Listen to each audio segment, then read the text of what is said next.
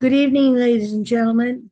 I'd like to welcome you to the City of Somerville Zoning Board of Appeals for June 17th, 2026. It is 6:01 p.m. Uh, Pursuant to the Chapter 2 of the Acts of 2025, this meeting of the Zoning Board of Appeals will be conducted via remote participation. The recording of these proceedings can be found online here at Agendas, Minutes, and More. Tonight, joining us for the Zoning Board of Appeals is Brian. I'm like losing my mind here tonight. Brian Cook, he's going to be our acting clerk. Ann Fullerton, Olivia Mobai, and I am Susan Fontana, your chair. The staff tonight, we've got a big crew tonight. Everybody's got a different case. Alvaro Esparza is our liaison with the planning board, and we have planning, zoning, preservation. Oh, hi, we're welcoming Ann Brockelman. She's our vice chair. Hello, Ann. Madison Anthony, Lexi Payne, and Kelly O'Laughlin are all going to be helping us out with their cases tonight. First off, we have under general business is the minutes for the May 20th, 26th meeting. Could the acting clerk, Brian Cook, please make a motion, please? Yes, Madam Chair. I move to approve the minutes of May 2026. Were there anybody had any comments or corrections? Seeing and hearing none, we'll go around, take the vote. Let's see, Olivia, Yes. Ann Brockelman, Yes.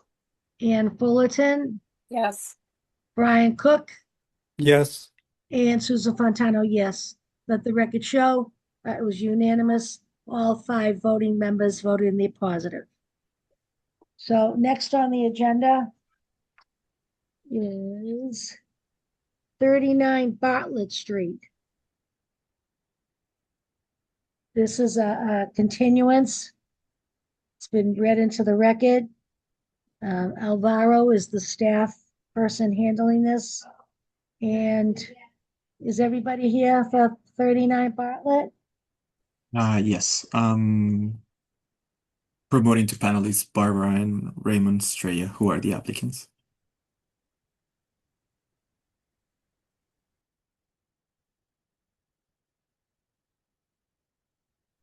Hello. Hello. Are you all by yourself tonight, Miss Uh, Estrella?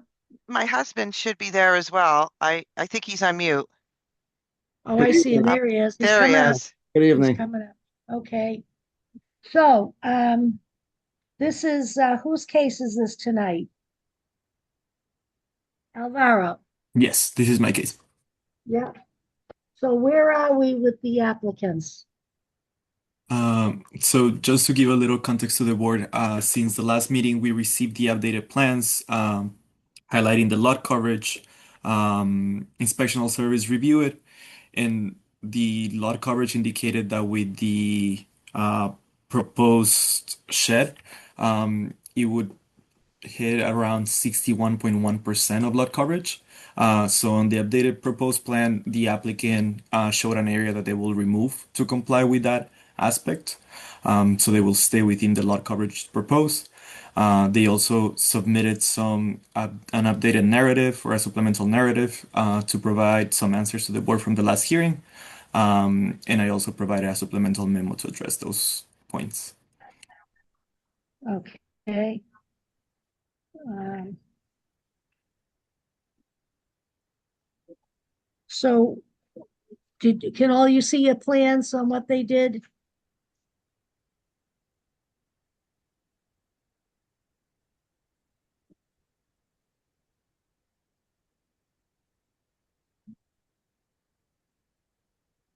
Does anybody have any comments? Questions?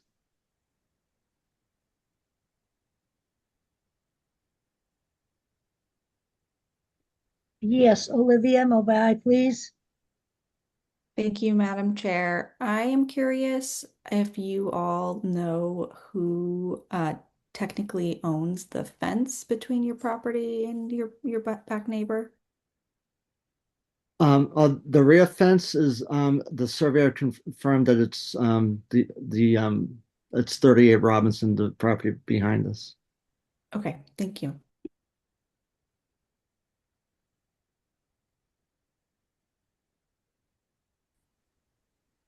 So you made the modification in the front of the house?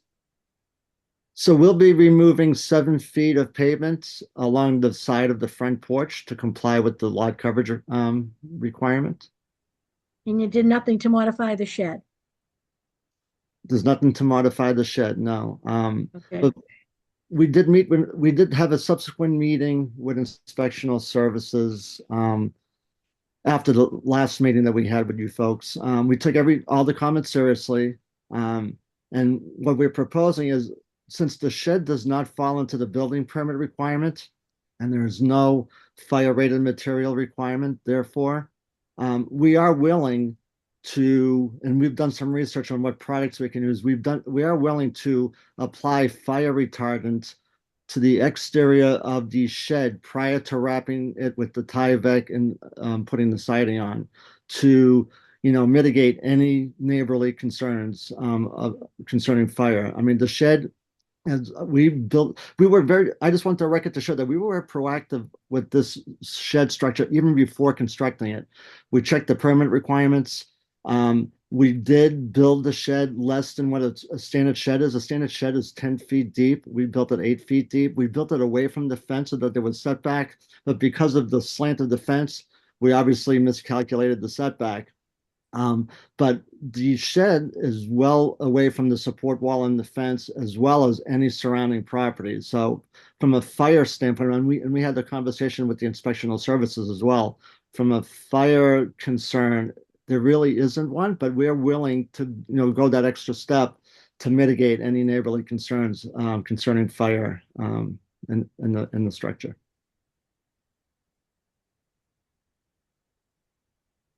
all right. Is there anyone from the public that's here tonight? In our packets, on the last month, actually, when we did this case, we didn't get anything new since then. We did get some concerns. And I don't know if anybody's here from outside again tonight.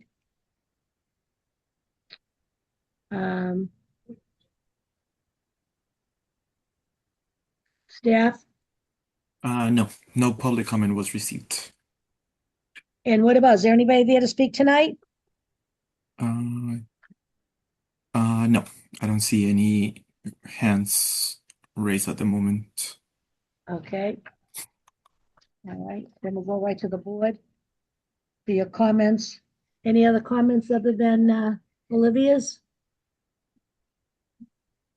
Oh, I'm sorry, Mr. Brian Cook. Thank you, Madam Chair. It's not a comment. I'm just asking for the board's assistance in identifying our findings with respect to each of the three required criteria so that we can properly enter it into the record before we reach a decision. So perhaps we can have Alvaro review for us the three criteria, and then we can discuss whether we have findings to associate with those To three justify criteria. it. Yep. Yes. I'll pull up the language. Give me 1 second.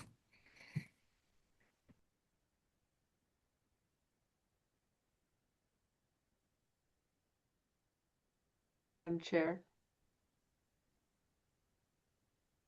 Madam Chair, Yes, sir. the And Vice Chair. Brockelman. Yes, please.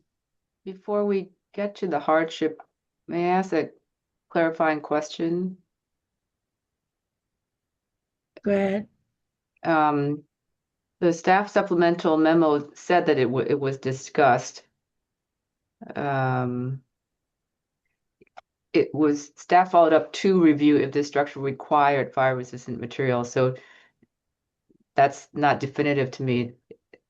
Staff, you did review with inspectional, and you did confirm that it did not, even though the applicant's willing to provide it. Yes, because the structure does not require a building permit, it does not. It's not a building, okay, not a structure. Got it, thank you.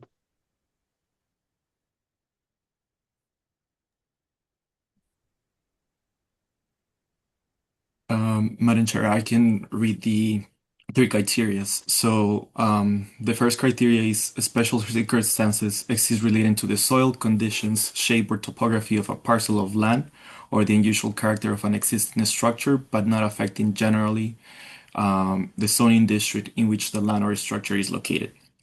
The second consideration would be literal enforcement of the provision of this ordinance for the district where the subject land or structure is located would involve substantial hardship, financial or otherwise, to the petitioner or appellant due to special circumstances. And the third criteria will be desirable relief could be granted without causing substantial detriment to the public good and without nullifying or substantially derogating from the intent and purpose of the zoning districts in the ordinance. All right, so let's do number one.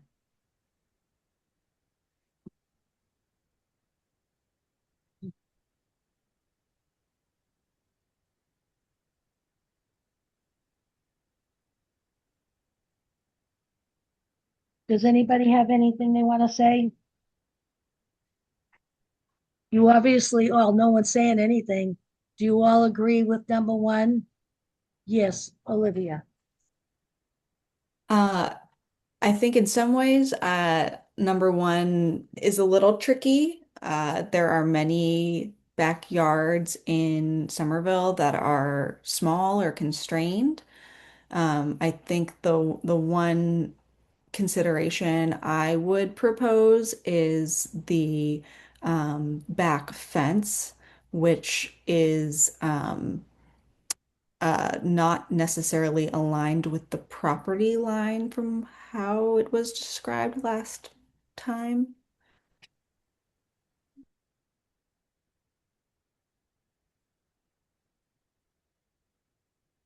What are you saying, Olivia? Would you be more specific? Sure. About The the back fence? fence, it sounds like was part of the reason Yeah. the positioning of the structure was done in a less than perpendicular, or sorry, parallel way to the back property line, because the fence was leaning, I believe, into the property on one side. But please, if the applicant would like to correct me, feel free. So, yeah, so the structure is perpendicular.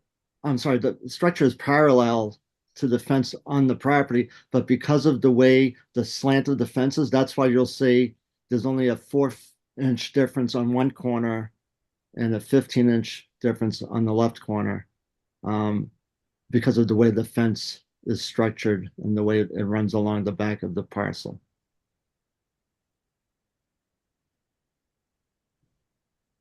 Was that because of the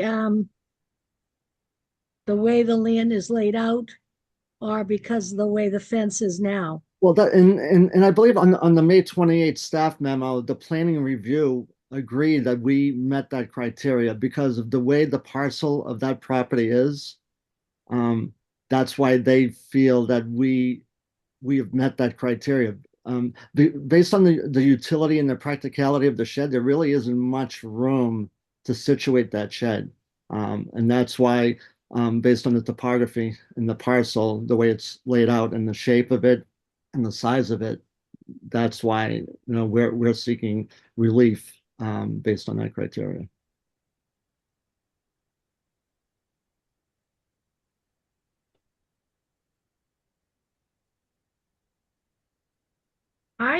I can't get over you went so big. That's my reservation. I think for what you had to work within your property and the way it looks, the way it's laid out close to the house, close to the fences and stuff like that, I can't believe you did it so large And I can't believe you folks seem very intelligent to me. They just didn't think you had to get inspectional services or anybody at City Hall to get a permit to build something like this, to make So sure that you were right before you started. So as we mentioned, we were proactive, and the pictures are deceiving. We had to take pictures close up, so it looks larger than it really is based on those pictures. But we How did are our you home. saying you're proactive? How are you proactive? We You went and checked. did it on your own. No, we checked Citizen Serve, and it said any structure under 120 square feet does not require a building permit. So we proceeded. A typical shed is usually 10 feet deep. We built it 8 feet deep. We built it under the permit requirement. The permit requirement's 120 square feet. This structure is 112 square feet. And the ordinance allows up to a 12-foot height. We only built it 9 feet 9 inches high to the peak. So we built it smaller, much smaller than the requirement. So although the pictures may be deceiving, the numbers don't lie. The numbers are what the numbers are. It's 112 square feet, 9 foot 9 inches to the peak from the base, well below the ordinance's requirement for a permit. Okay, thank you. You're welcome.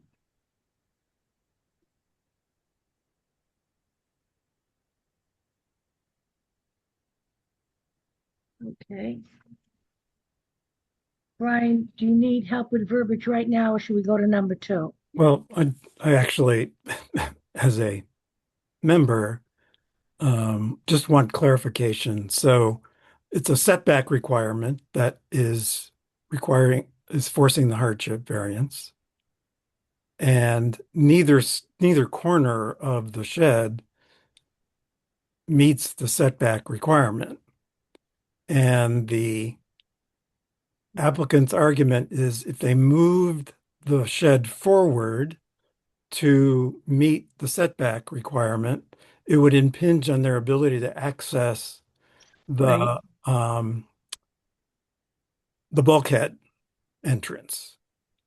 They would have no clearance there, especially when they opened the doors to the shed. Mm-hmm. And while the shed in general is a desirable, not a required thing to have, we don't want to inhibit homeowners from, improving their property in ways that they find preferable. So it would seem to me that um, part of the condition of the lot is the way the house is set on the lot with the bulkhead opening, such that they have to impinge on the rear setback in order to make both functional for their property. And I would offer that as an additional part of the conditions of the nature of uh, the lot, et cetera, et cetera. Okay, thank you. Olivia? Yeah, I see a hand up. I don't know if my hand is up. I can see one right on. It's a white hand. It's a different hand. All right, you're all set? I Okay. am all set. If Okay. anyone else can see my hand up, please let me know. I can investigate. Yeah. Wasn't my word enough? What is this? You're gonna second guess me? Yeah. No, it's still there. It's a little white hand, it's so funny. It's like a cartoon hand. Anybody else on the first criteria? You all agree with that? You're happy with that? Do I say yes? Do I see any heads moving? And B, and with Ian with no E, Olivia, okay, good. Next, number 2, Brian. Uh, Little, yep, Literal enforcement would impose a financial or other hardship. I mean, if we force them to move the shed or change the size of the shed, they're going to incur both expense. logistical and financial hardship to do that for what are fairly minor impingements on the rear setback. Thank Again, you. I because of that agree. rear fence situation. And just to add to that, another reason we were proactive, we looked into possibly having it moved. One contractor we spoke to, $3,000 just to start, plus time. And he says he wouldn't do anything with Somerville because he doesn't want to deal with the city. I mean, we couldn't even find a contractor who's willing to move it for us. So not only from a financial hardship, I don't know how we would get somebody to move it. I mean, we were proactive in trying to, you know, trying to see what other options we had, and it's really, I mean, we're really stuck, you know, in the hard place here. That's all. I just wanted to add that. Okay, thank you. All right, anybody else on number 2? We'll go with that. And number 3.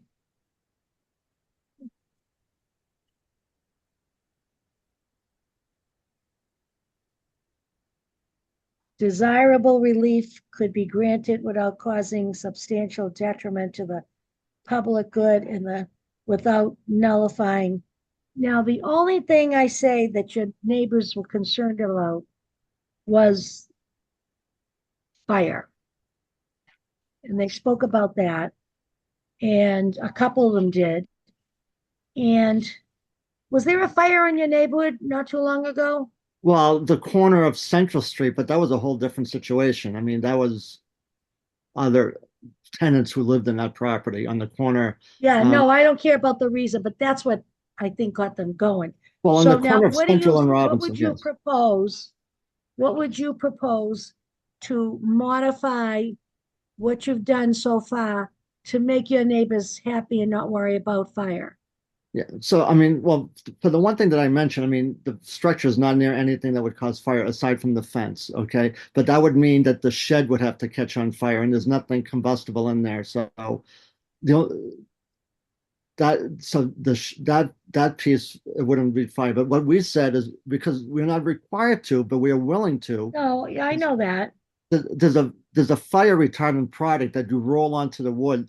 I mean, well, first of all, just so you know, the sheeting that's on there now is rated for exterior walls. So when they build, I mean, it's not possible, it's not probably fire rated to the extent that, you know, if it was permitted, it would require, but it's exterior sheeting built specifically for exterior walls so that, you know, they don't, you know, the weather and fire don't impact them. But additionally, there's a product that we can roll on to that makes it fire retardant before we wrap it in the Tyvek and the siding on the exterior that we're going to dress it up with.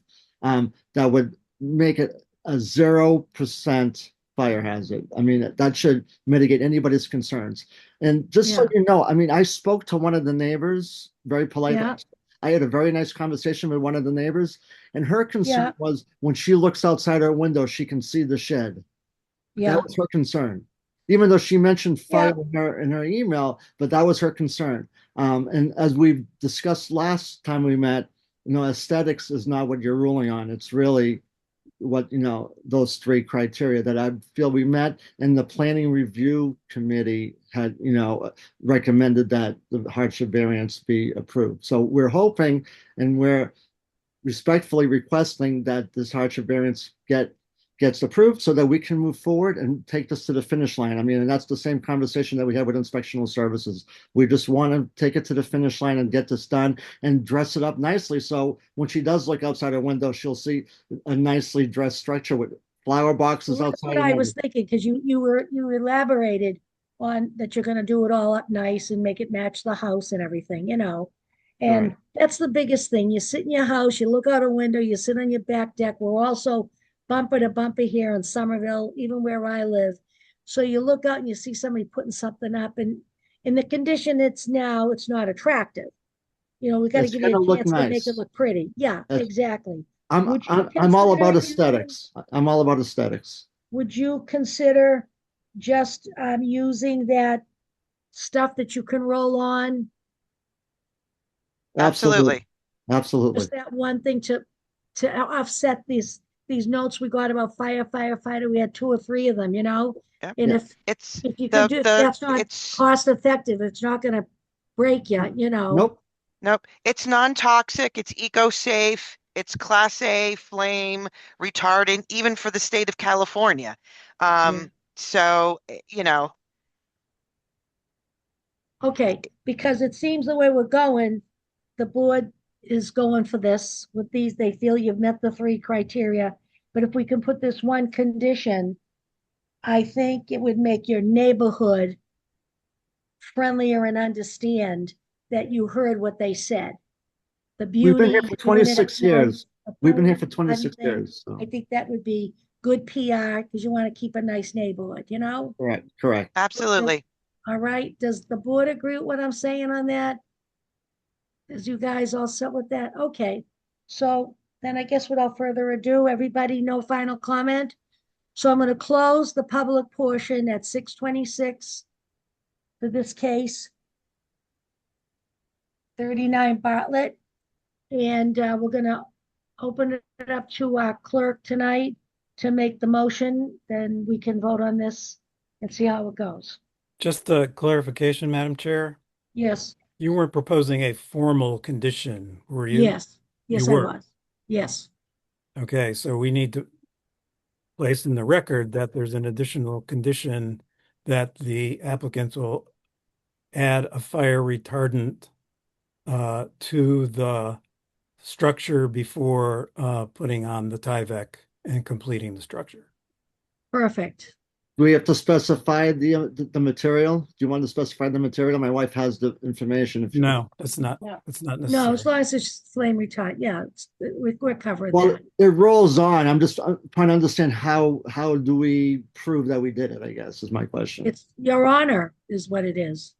My honor. We have it.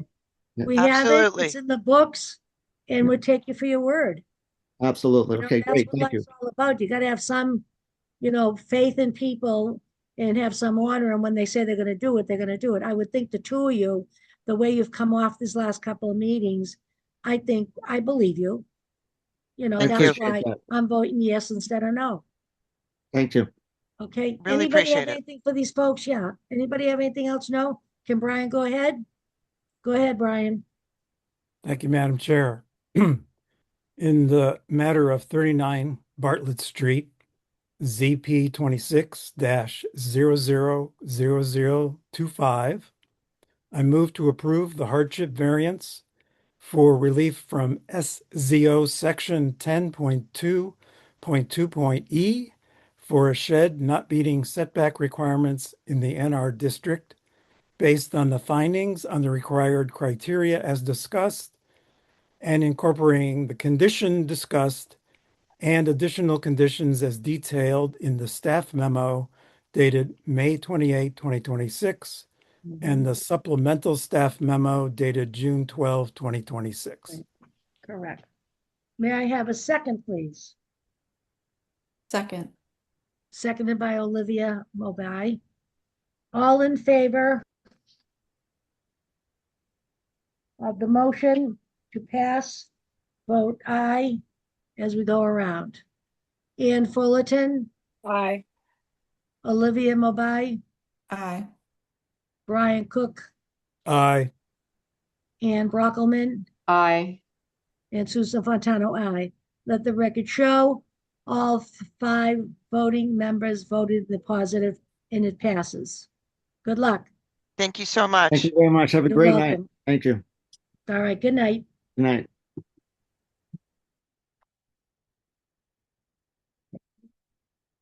This is done. This is done. Okay, let me move that out of my way. Agenda here is 92 Orchard Street.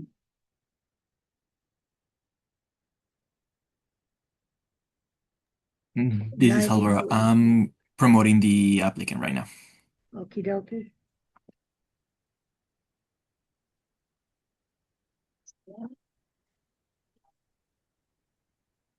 Is see here now. This is this.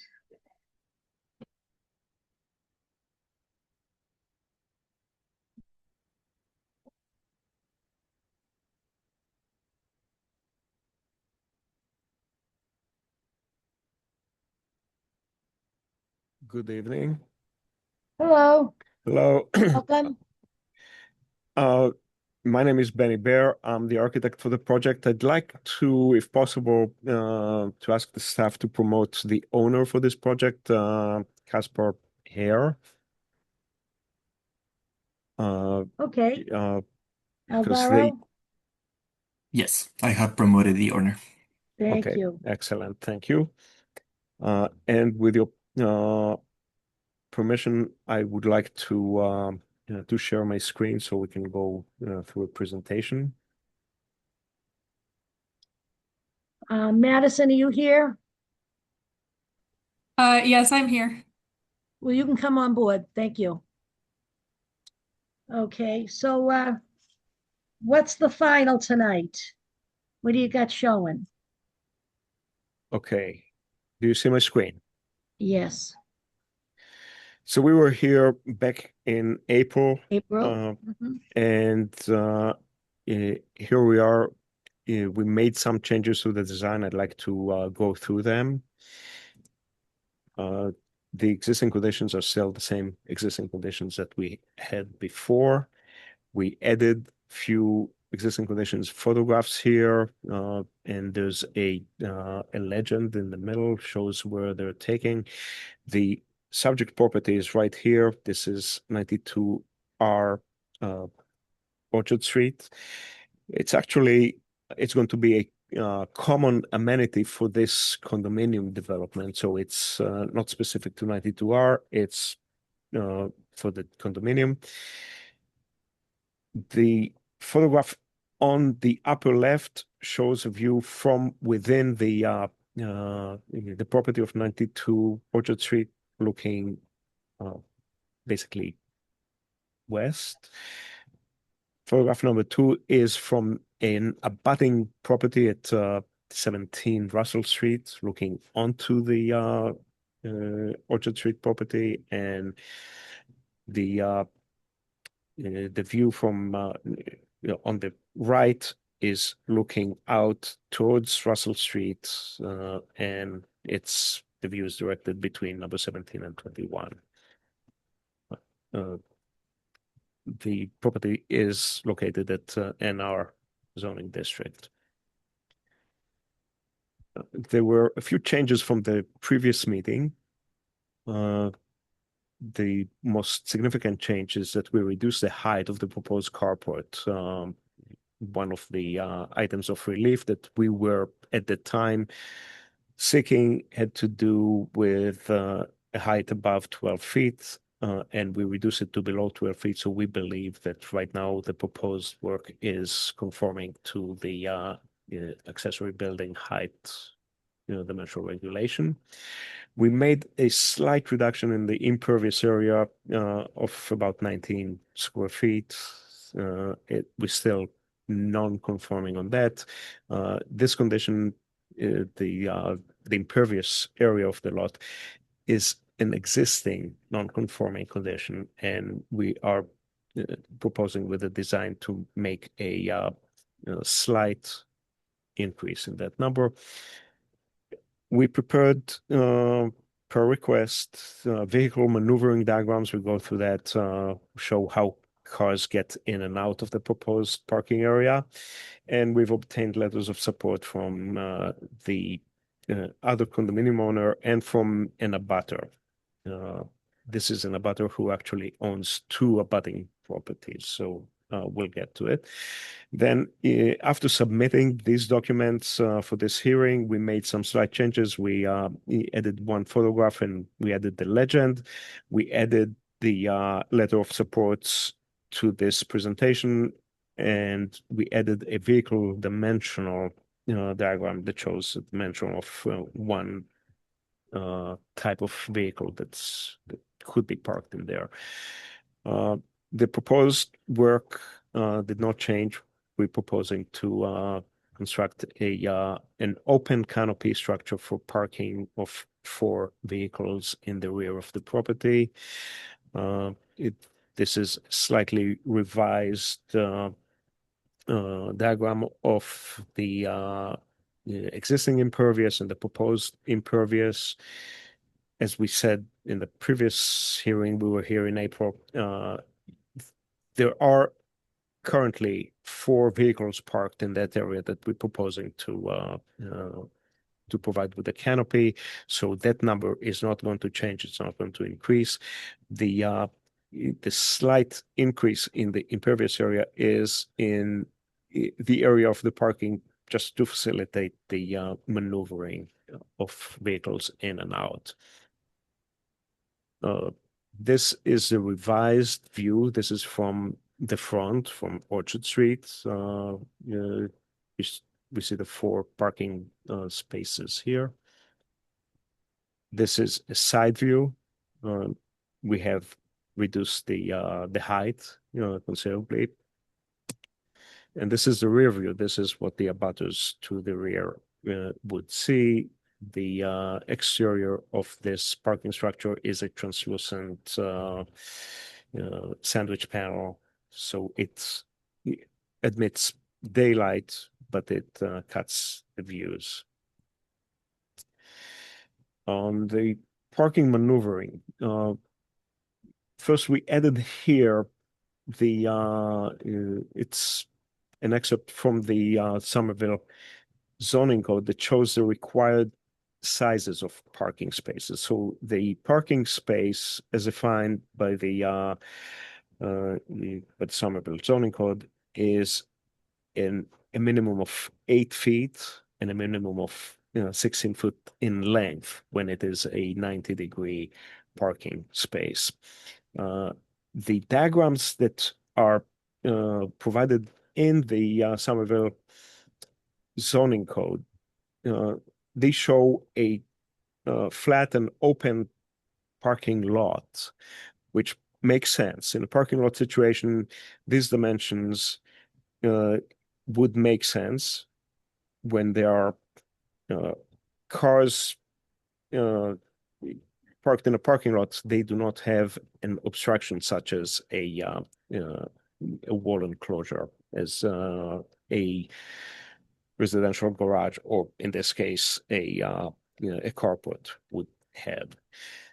On the right, we're showing the maneuvering diagrams. These diagrams showing how cars would pull out of their parking spaces. We start with the bottom. So space number 1 would back out about 90 degrees and then would turn left and onto Orchard Street. No need to back out to the street. Parking space number 2 is a little more challenging. So it has to pull out to this point here, avoid hitting the fence that's existing there, then pull out and essentially position with an attitude that's perpendicular to the parking space, and then back again and out.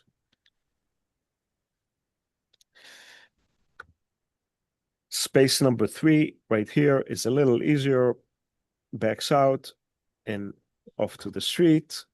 And space number 4 actually will have the most interesting way to back out. It's going to back out almost a full 180 degrees and then back out to the street. But all of these spaces are we confirm that the maneuvering is doable and reasonable. We also space the parking spaces within the canopy not evenly, so that the outside parking spaces, parking space 1 and parking space 4, are farther away from the enclosure of this canopy. So when they pull out, you can see here they avoid hitting the nearest obstruction, and same about space number 1 right here. So they have to park further out to make this all work. The minimum dimensions of the parking spaces, 8 feet wide by 16 foot length. These are minimum dimensions. There's nothing in the code that prevents us from exceeding the minimum. These are minimums, and the situation that is challenging here in terms of the width is that the cars have to have the doors open. So we don't envision 2 adjacent cars having their doors open simultaneously at the same time. And that's how this would work. But it's still tight for 4 cars, even though the total width exceeds the minimum width requirement, as I said,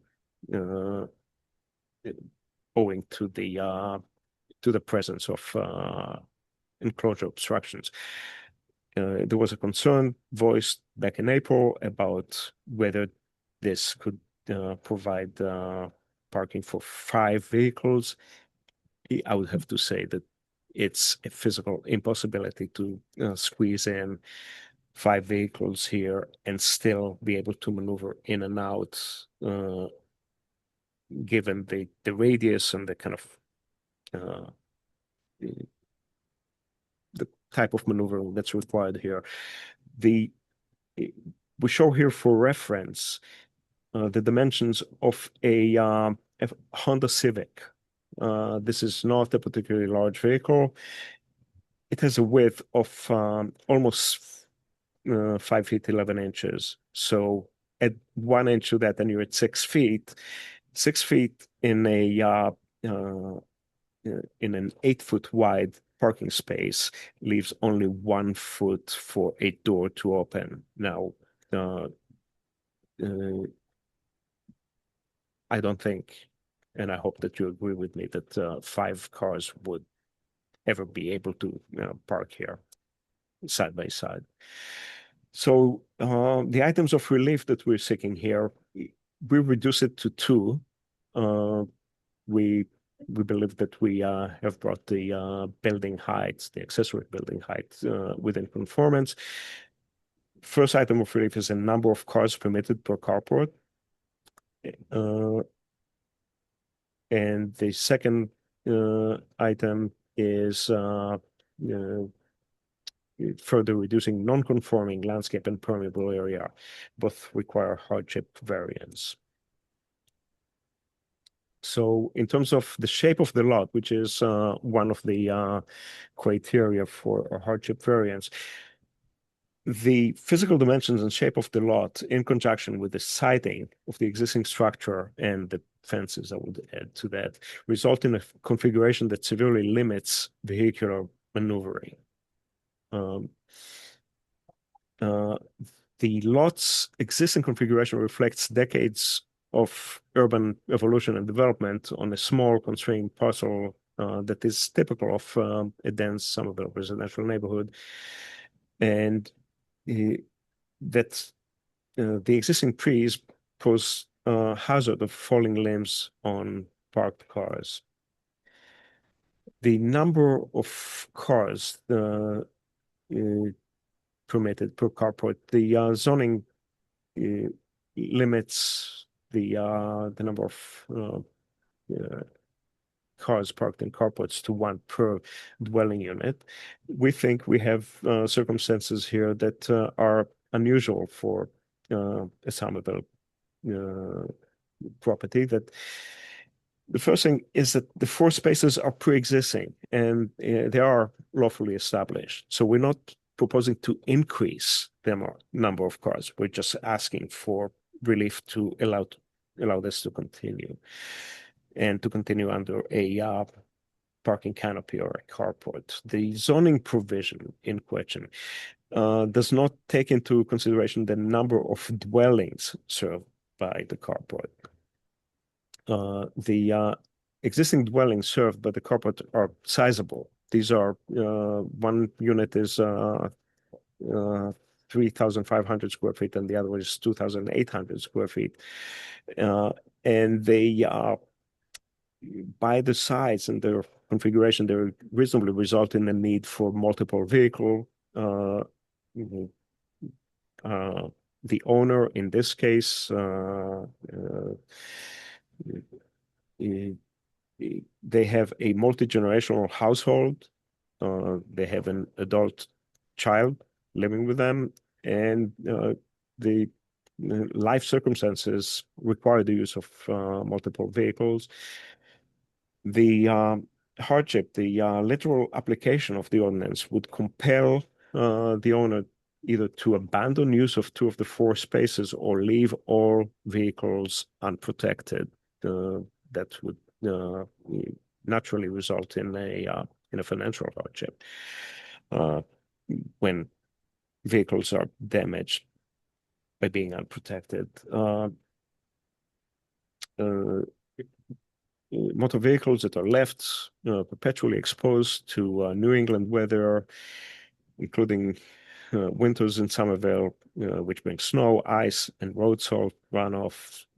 They suffer accelerated deterioration. The cumulative repair and replacement costs associated with unprotected vehicle storage over time constitute a genuine ongoing financial hardship that is directly traceable to the inability to construct this canopy that we're proposing. Oops, I apologize for that. The property's existing physical condition and regulatory history conflict with subsequent regulatory provisions, not due to the owner's deliberate choices.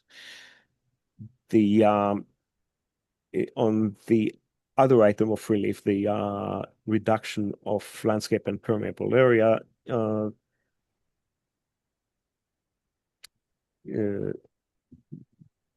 we suggested the last meeting that this issue may be the proper subject of a finding under MGL for the A section 6 rather than a variance. It's already a pre-existing non-conforming dimensional condition on a single or two-family residential structure, may be increased upon a finding that the proposed change will not be substantially more detrimental, an argument that it is not substantially more detrimental to the neighborhood, and that in such circumstances a variance may not be required. And the intensification of an existing nonconformity, which may be authorized by special permit or section 6 finding, rather than the creation of entirely new and additional nonconformity. Again, our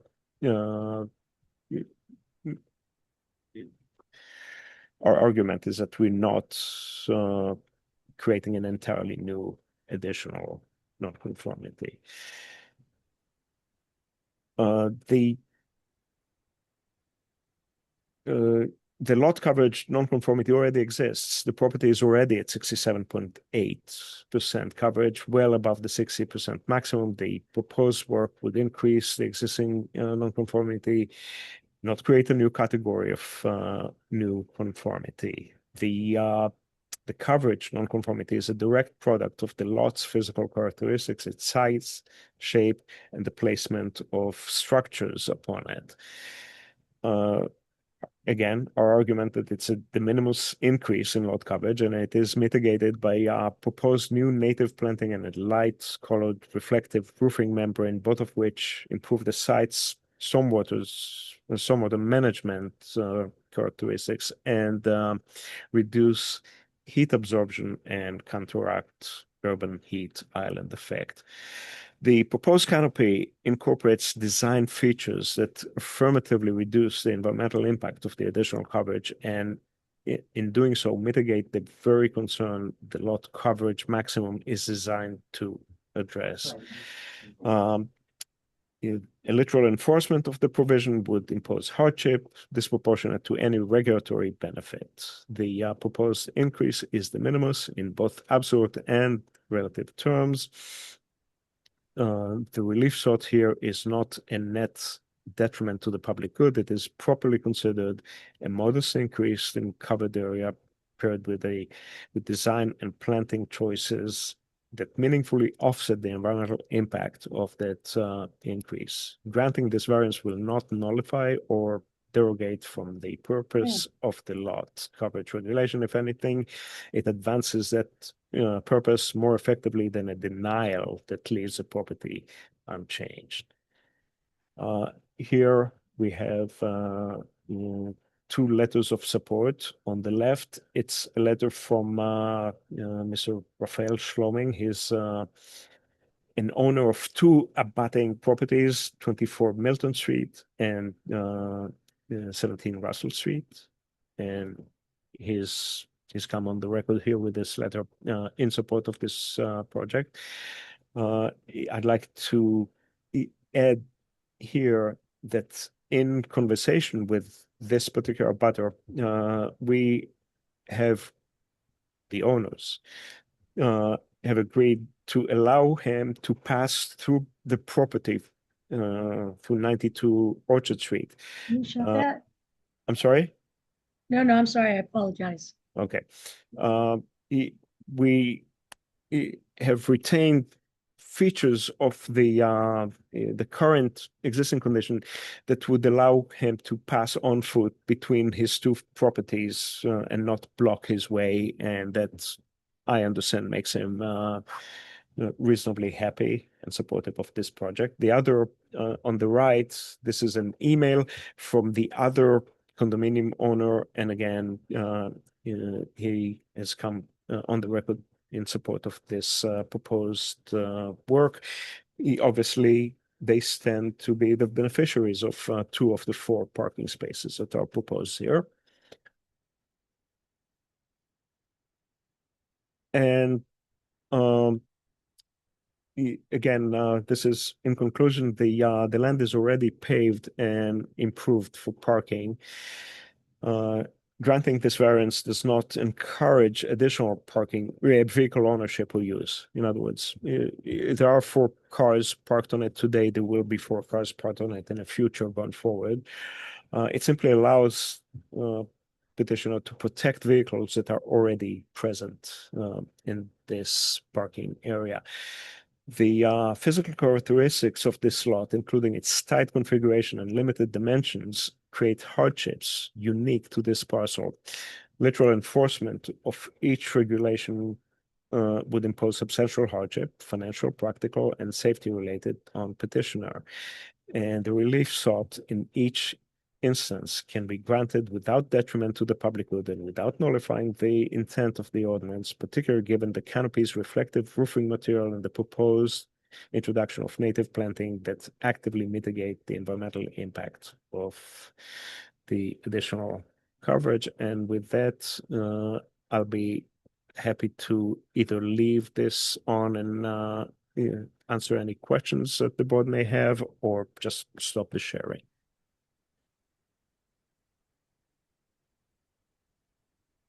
Oh, thank you so much. I think you can leave it like that for right now. We have to open this up to the public. So let's yes, clear this off, please, Alvaro. Oh. Thank you. And open it up to the public for their input. Madam Chair, I don't see any hands raised at the moment. No. Are there? I actually just see one. Okay. Okay. David Booth, allowing you to speak. Good evening, Mr. Booth. Hi, I did not join this call for this particular issue, but having listened to it, it looks to me like a very reasonable thing to grant. Thank you very much. Okay, great. Thank you. Who's next? Madam Chair, that's the only hand that I see up. No other hands at the moment. Okay, we'll leave that open for a few and open it up to the board now for their questions. Brian Cook, please. Thank you, Madam Chair. Through you to the applicant, Mr. Bear. Am I right in understanding the way the parcel is oriented, that it's surrounded by parcels that are both perpendicular to as well as parallel to? In other words, there are 2 parcels that also face Orchard, but there are abutting parcels that face other streets. Is that correct? That is correct, yes. So it's constrained by parcels in the way those parcels are laid out. That is correct, so yes. All right. Thank you. You're welcome. Ian Brockleman.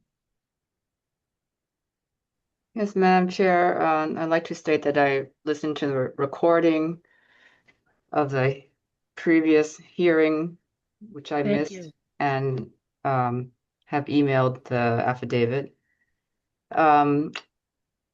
just to take it, the change from the last, I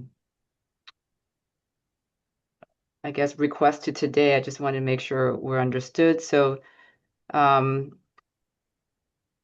from 2 cars to 4 cars, that obviously still stands. The second variance we're striking is no longer needed, right? Because you are not at 18 feet, will be at 12 feet maximum height. So that's Correct. now off the table. And then I'd like to further understand the third one.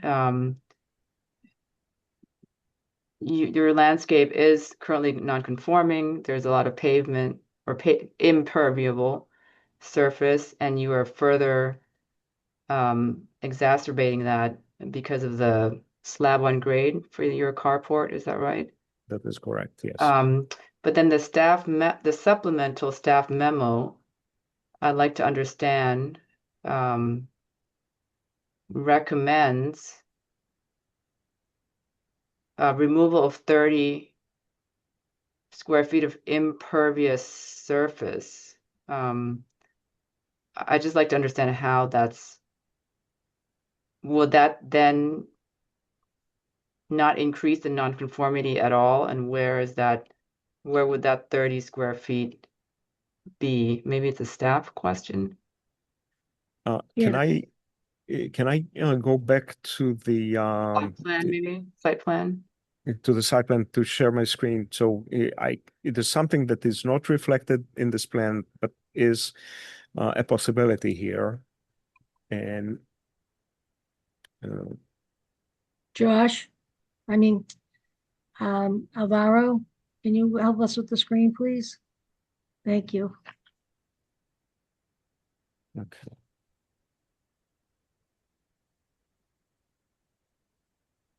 So staff is recommending that if you did something, you would not need this hardship variance. Is that right? Is Staff the there? 30 Yeah. square feet what you are making more impervious? If it's 30 square feet only, I believe we can accomplish that because what what the survey does not reflect, and we can ask the survey engineer to correct that, is that where this driveway passes by the entrance to 92R. Mhm. Let me explain a little bit. This is 92 Orchard Street. There's 92 Orchard Street, which is in the front, and that's an older structure. And at some point during the life of this building, there was an added unit constructed in the back, and that's 92R or 92 rear.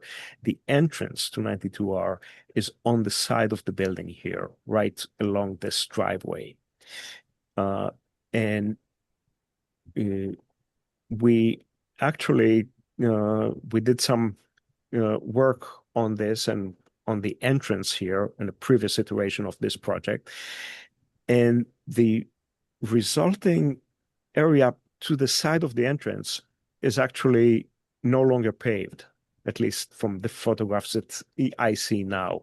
And I think we can find 30 square feet of pavement on the side here that is either no longer there and can be reflected by the surveyor to confirm that it's no longer there, or removed.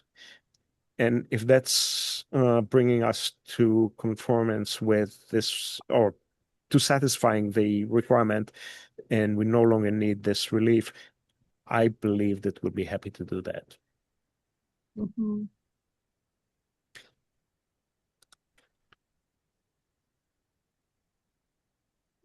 Is there a thank you, Mr. Bear. Is there a staff for this project? Is that the correct understanding? I was just trying to understand where you're getting the 30 square feet. I'm looking at the memo. Can you point me to where it mentions the 30 square feet? I'm only looking at I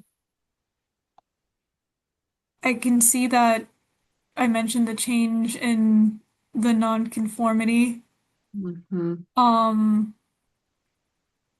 I don't see 30 square feet. I copied it like between two different documents. I'm trying to find it as well. Um, I can look if the Yeah, rest of the I board members know. want to keep going. Yeah, I know there's an error in the memo about the heat pump. It shouldn't be in there, but I'm not seeing anything that specifically mentions 30 square feet. Let me look. I Okay. copied that like between the different reports. So why don't we move on? For now, I can yield the floor. Okay. I have Olivia hand up. Thank you, Madam Chair. Mr. Burr, would you be able to show slide 11 of your deck? And while you do, I just want to thank you for doing those parking maneuver maps. I think that makes the case for number one, showing that 5 vehicles could certainly not fit in the structure. But they also show something I think actually goes against an answer to a question I asked last time, which was, is there anything keeping you all from building a cover for only 2 parking spaces, which is permitted by right here? What I see inside 11 is that, and as we get there, there's it looks to me, not as an architect, but as a member here, that it would not be possible to provide just 2 covered parking spaces, giving the maneuvers that we're seeing here. And I'm sorry, I think the deck that you are showing is not actually the one we have on the website, so it might be slide 12 on your deck. There we go. So that second to the top car there uses that full space between the 2 middle cars in order to maneuver out of the space, meaning there would not be an ability to put any kind of structural support there to just garage 2 cars. Does that make sense as an assumption here as shown? Uh, it does make sense. I think that's exactly the reason why we're proposing this open canopy that does not have that minimizes the obstructions at the front, because you can see what happens when a car pulls out. It's not only where the tires are, but the fenders swing further out.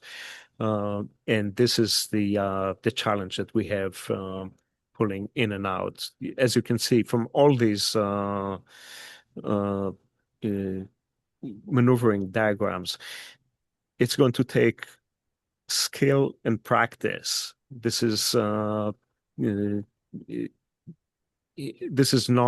a very easy place to park, and it's not today. We actually, in the design process, we went through a number of options, including parking at a different orientation.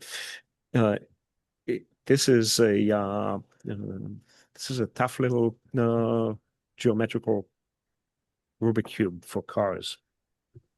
If I could I just add one thing, which is that it is exactly what we're doing and have been doing for the past 20 years, though. So we are quite used to these maneuvers. We know them pretty intimately after all this time.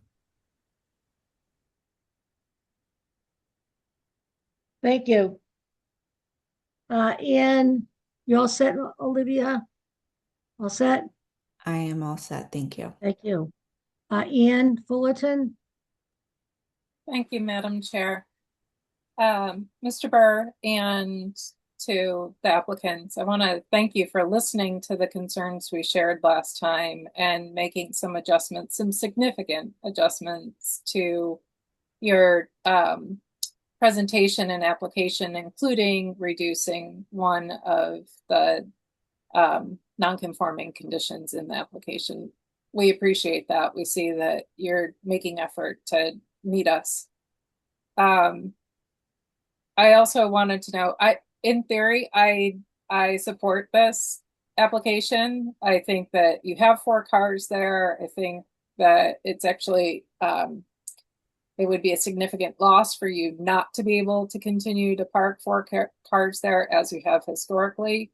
The issue that I've been struggling around is how your lot is unique for your other two outstanding special permits.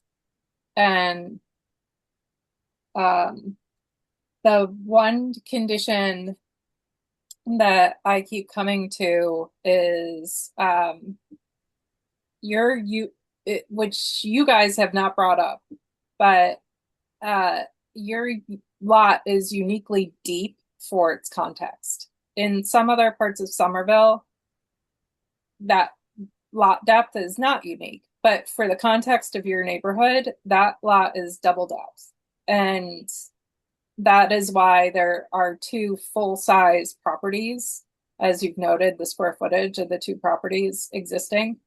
That is why those two properties have comfortably coexisted on it and still have ample backyard space. I would say that that is your topographical oddity, allowing you to have had 4 parking spots for infinite amount of time since somebody decided to start parking 4 cars back there. That is, and I would be curious to hear what the rest of the board members think, if they have other thoughts about the criteria number 1, meeting criteria number 1, because that is the most defendable argument I've found to date.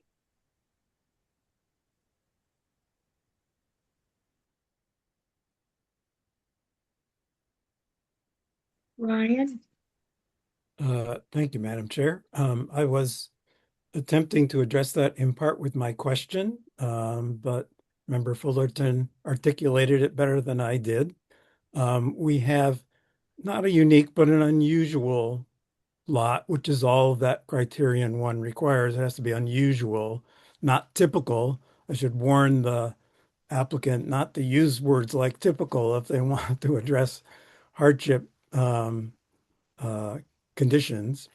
But the depth of the lot and the constraints on the lot because of the both parallel and perpendicular abutting lots makes this unusual as a parcel in terms of its facing Orchard Street and no other way out of the lot, but also providing that additional depth for the ability to park a car. So I think those characteristics certainly meet the definition of criterion 1 for unusual conditions in the shape of the lot, soil conditions, etc. Thank you, both. Thank you. Ann, did you have your hand up? Yes. Ann Brockelman? Sure. I'd like to withdraw my question because that was a different case. So I'm sorry, the 30 square feet, they were very similar. I have lots of papers on my screen. With that being said, can you show the site plan again? I just like to understand, and I'm sorry if this is a repeat. I just wanted to make sure the lot coverage issue. So existing, and in the photo I saw some tall trees. Is that the abutter and not your shrubs in the photos? There look to be some tall trees. There are some tall trees that we're going to have to replace as part of this work. That is on your property. Okay. Yes. I see. And then it's currently, yeah, the photos are good. It's currently all asphalt in the back. Yes. Well, this is really the 4 vehicles that are parked there. Not all of them are parked there now. Regularly, one of them is mine here, but these are the 4 spaces that we're talking about. It is paved, and the paving doesn't have a very defined hard edge to it. So naturally, in pulling in and pulling out of parking spaces, the tires may run off the pavement and onto just dirt. When we design it, we have to show it as hard edged, and that's part of what's uh, resulting in the increase of impervious. Right. So the top right, well, that's the same photo. So those trees are going to be removed, and then you're going to pour a new slab for your carport, so that pushes in a bit to where the trees are. Yes, So which is why the pervious areas is reduced. Okay, and that's a concrete slab with a canopy structure, right? that's correct. Okay. Um,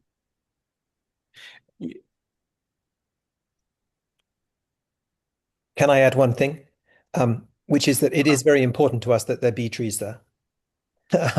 Sorry, that enormously improves the whole look of the thing. And so yes. it may well be that we're able to retain some of the trees. There's a whole sort of mess of trees that haven't, they're mostly sort of weed trees that have grown up, but there's a whole mess of them, and we'll try as best we can to retain the trees that we can, and we definitely want a whole bank of trees back there. That That's a enhances nice screen between you and the exactly. So property, and there's a perfect coincidence between our interests and that.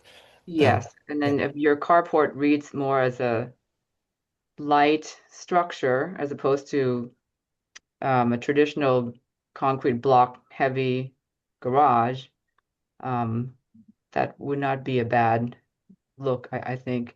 I mean, I'm also thinking of sometimes conceptually we go back to, there's dimensions and all that, but in terms of the ordinance, why did they limit the carports to 2 cars, right? We look around the city, there are some remainder, 6, 8 car garages, very few, but around town, and maybe they're part of a larger rental development, years ago. But I think the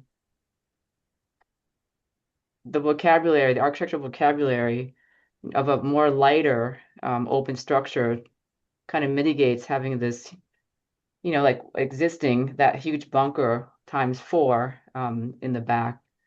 So I mean, I think it's quite nicely designed for what it is, and maybe this is an opportunity to more intentionally put back trees that can survive within the limited space, but you're more intentional about what each tree needs, what species needs in the limited space you have.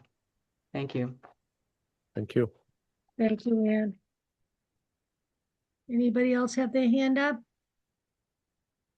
No. Is there anybody there from the public?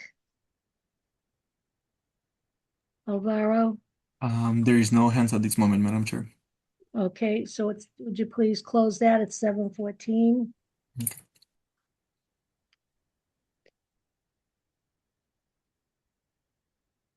Okay, there was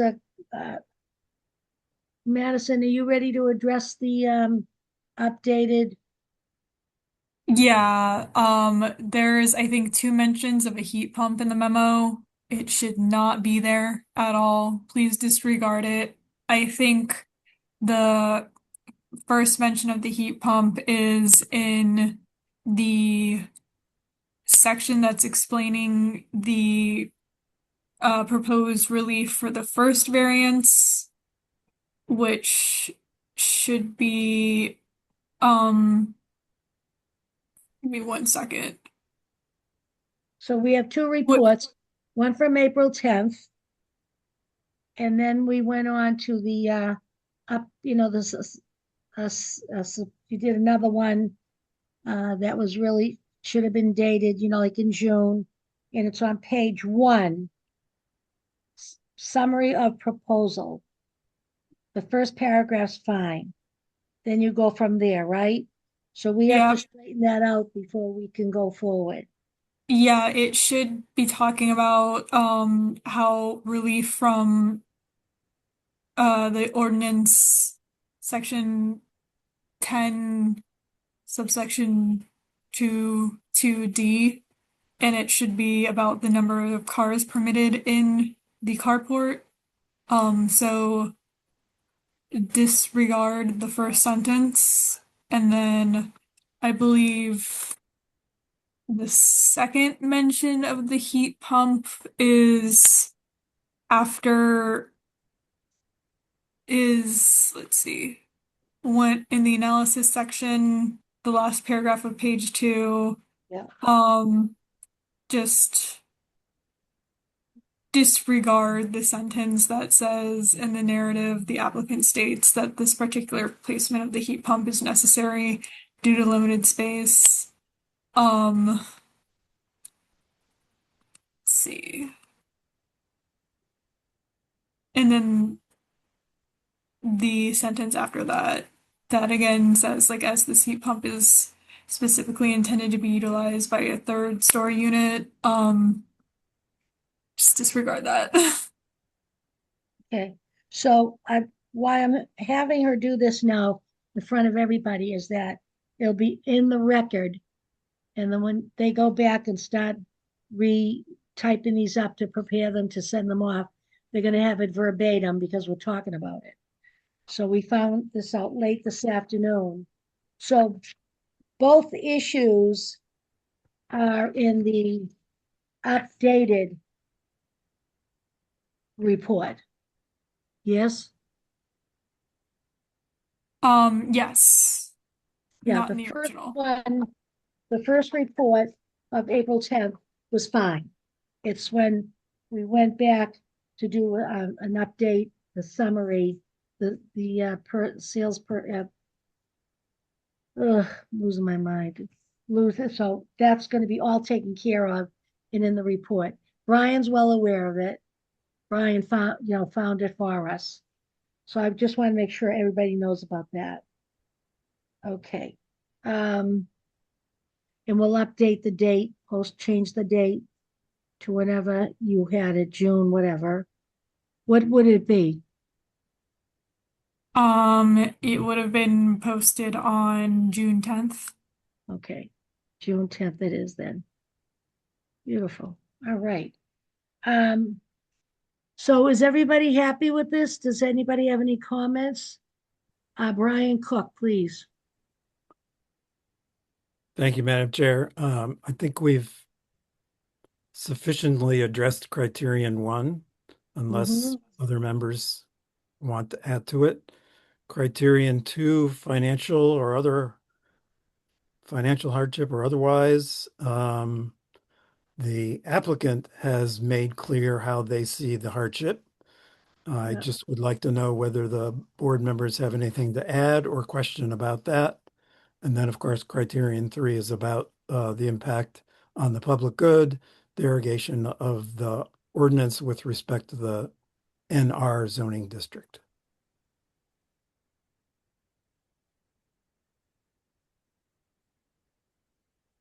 Well, number 2, the financial aspect. I mean, they're spending a lot of money doing all this, so it's not financial, but in the long run, they're going to maintain their property, their cars, and maybe have less accidents, people pulling in and out.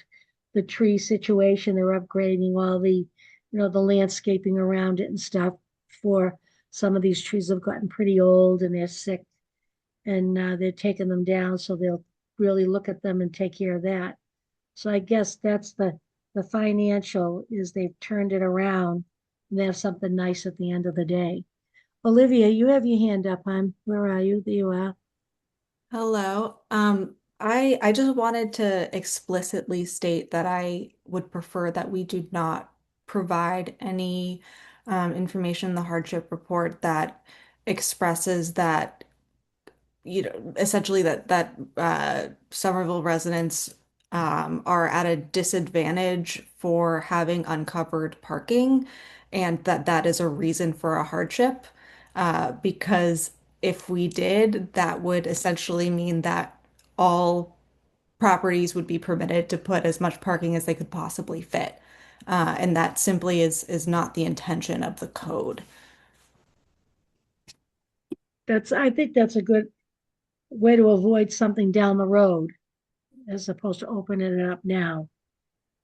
I think it's a good idea. Now, did we have that verbiage, Brian and Fullerton?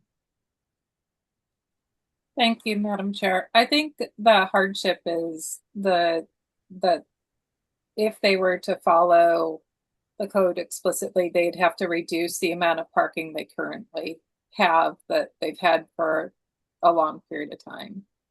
Yeah, thank you. Or they would have to cover only 2 cars because that's what's limited by the code. Well, and I think Olivia has established that it's not possible to build a 2-car structure and still fit 2 other cars because of the foundation requirements and the turning radiuses.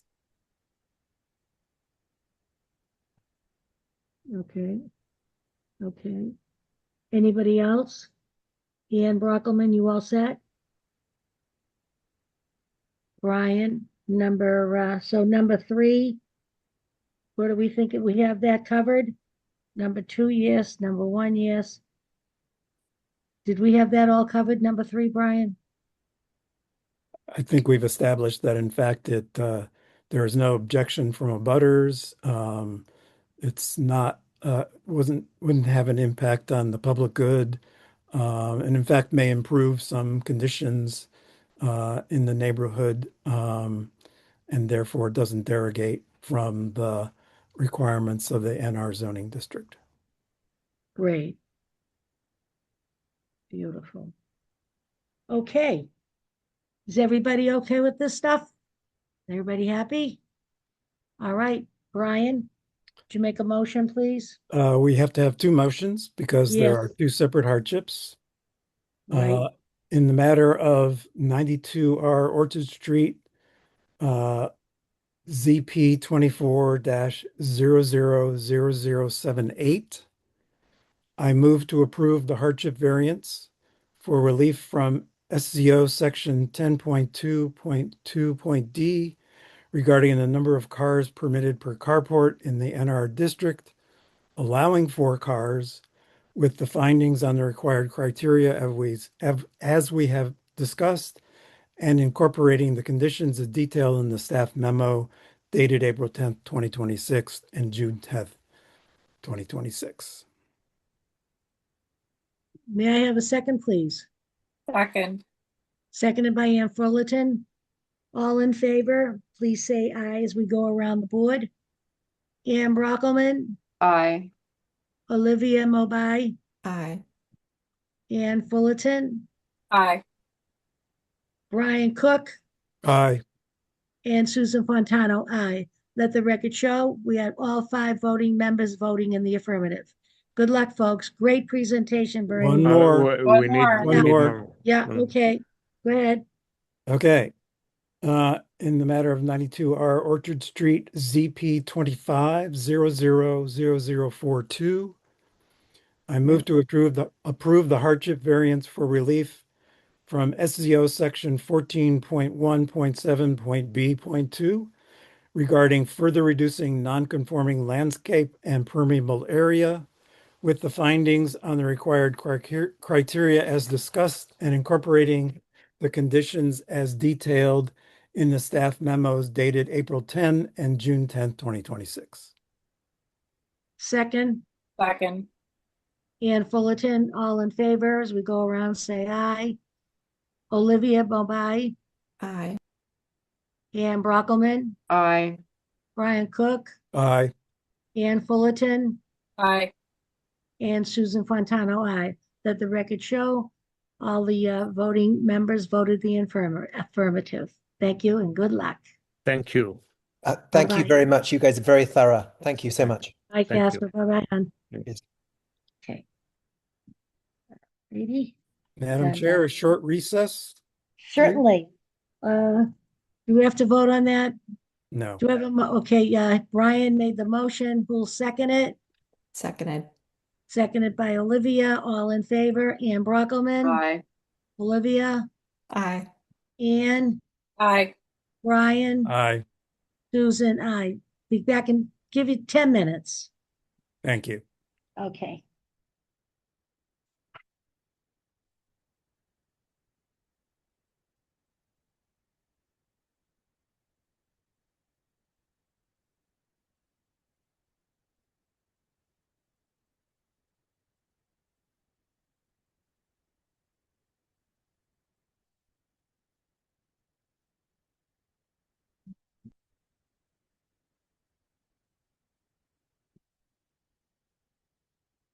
Mm.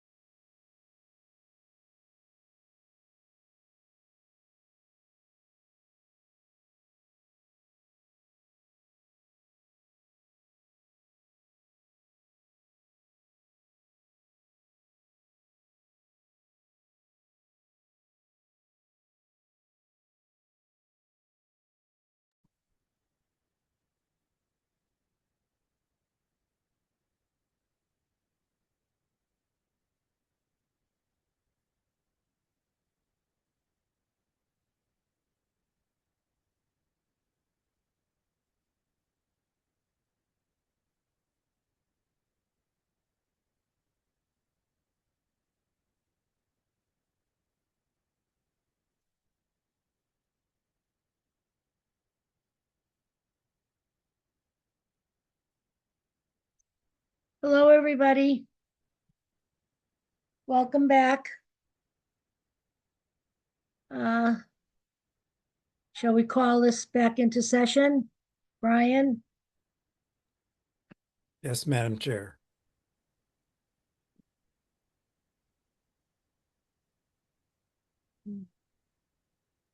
Now this is going to be, so we're all here.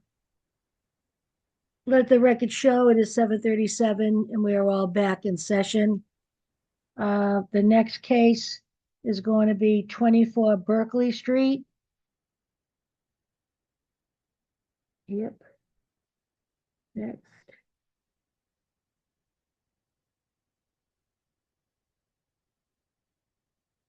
Hi, Adam. Good evening, Madam Chair.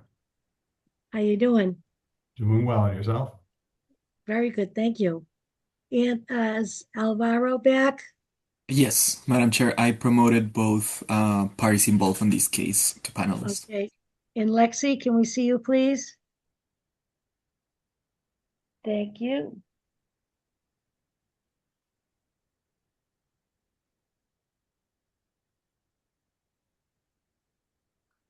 Now, I don't want to say anything, but Lexi, it says here now, it says zoning board, and there's that funny little white hand on her. You were down here, now it flipped. And For me? Yeah, now it's where Alvaro is. And it's that little funny white hand. It's not the regular hand that goes up. Madam Chair, I think that's to rearrange the screens on your. If you like click and like move around, you can They move rearrange around themselves. I don't touch them. I don't put my hands near it. Hands free. Madam Chair, I think it's your pointer. If you hover your personal computer pointer over somebody's face, it makes sort of like a little cartoon white hand that's doing this. Oh, really? Yeah. Yeah, you're right. I learned something. Ann Brockelman, why are you laughing? And you better not laugh at Ann with Bulletin because she's out of here tonight. She's gone. She's not going to protect you. I never saw that before. That's great. I love it. Oh, I think I'm going to put it on everybody now. Okay, here we go. Mr. Dash, I think our guy Alvaro took care of you so your folks can come on board or whatever. I'd ask that Paul Fombell be promoted, my client. He's in the attendees. Yes. I just promote them to panelists, Madam. Thank you. Thanks, Alvaro.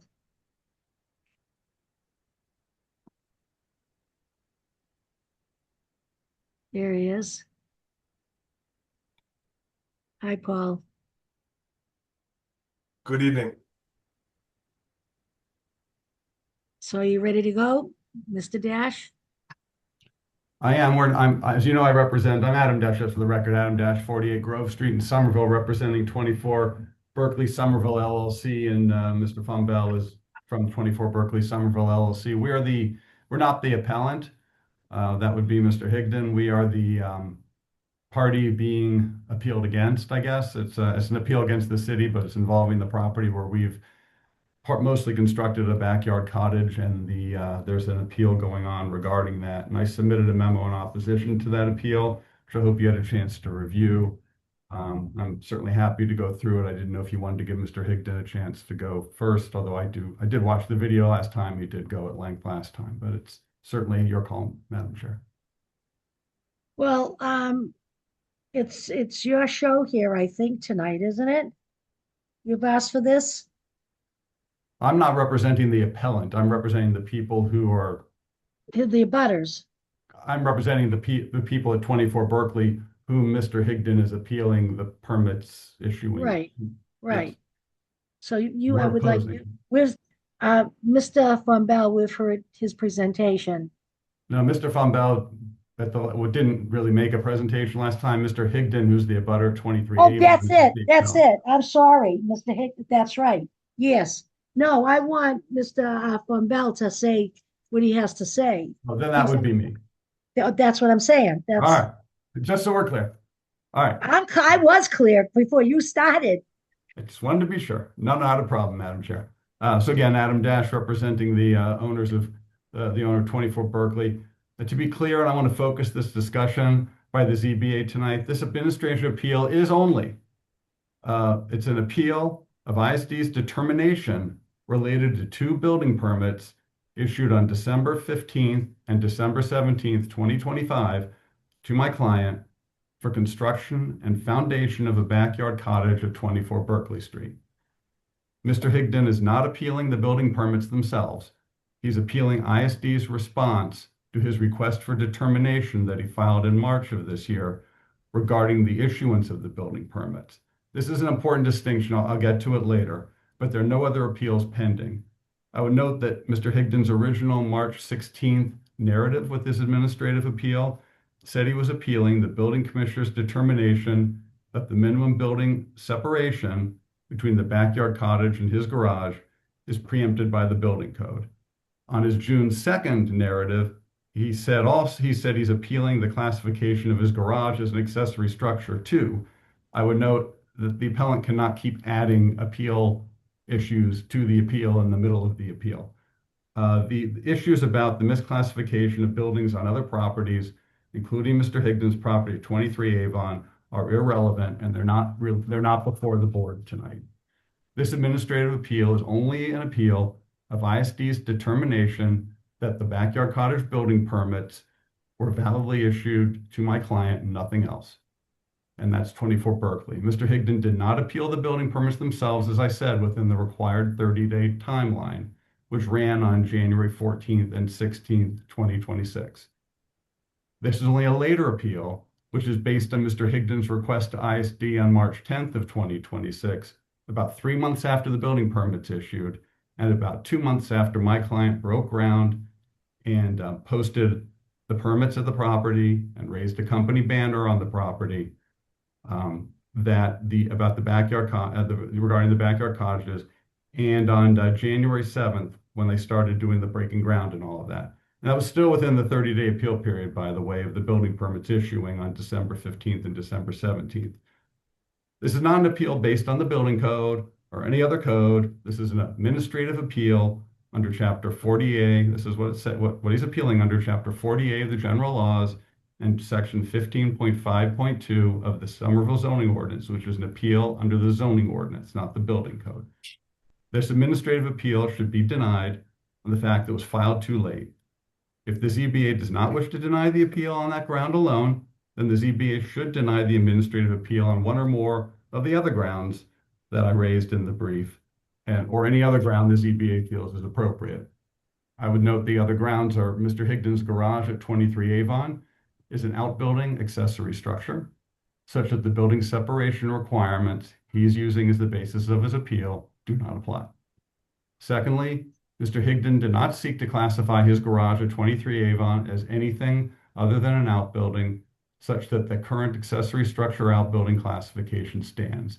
He, as I said, he added that to his recent supplementary brief, but that you can't keep adding appealable issues. This appeal is not related to Avon Street, it's related to Berkeley Street. Mr. Higdon admits to improvements having been made to his garage. However, there were no permits for that work. He should not be able to use illegal, unpermitted improvements to claim that his garage is some backyard cottage. My client relied on inspectional services determination and its issuance of the building permits in question and spent much time and money on building that backyard cottage under those permits over months. And estoppel should apply to allow those building permits to stand. And lastly, Mr. Higdon is not aggrieved by the issuance of these building permits. And rather than read my memo of opposition, that I filed on my client's behalf, I want to summarize the arguments in a little more detail than that for each of the reasons why the ZBA should deny this administrative appeal. Any one of these grounds are sufficient to deny it. But I also want to respond to some of Mr. Higdon's claims and allegations. I did watch the video from the last meeting on May 20th before I was hired on this matter. First of all, the big issue, Mr. Higdon didn't file his administrative appeal on time. The case law in my memo is pretty clear that the issuance of a building permit is a decision by ISD that starts a 30-day appeal period. And once that appeal period runs, the ZBA lacks jurisdiction to consider that appeal. It was clear before the 30 days ran that this backyard cottage project at 24 Berkeley was happening due to the groundbreaking, the posting of the permits, and the company banner on the property on January 7th, which was within those 30 days. Also in January, Mr. Higdon told Mr. Fombel that he had done his checking on the project and pulled the drawings my client had filed. My client continued working on that backyard cottage in January, February, March. It was readily apparent, and I had the photos attached to my memo, which showed the condition of it in February. It was readily apparent what was going on there. Mr. Higdon waited for some reason until March 10th to go to inspectional services and ask that and question the permits. Why? One cannot know about a building permit, let the 30-day appeal period run, and then manufacture a new appeal period by making a request for determination and getting a new 30 days to appeal that. I think the case law is pretty clear on that point. So this delay of filing this appeal has harmed my client because my client kept building in the belief that he had valid building permits, and he did have valid building permits. To correct Mr. Higdon, my client continued with construction that had already been paid for and then stopped when this appeal was filed. He did not just keep building apace. There is building that's going on now, but that building is going on the main two-family building, which is not the subject of the appeal. That's a different building permit. The work on the backyard cottage did stop after the work that had been paid for was done, and there were some safety issues that had to be buttoned up before the work was completely stopped. So right now, nothing's happening on the backyard cottage.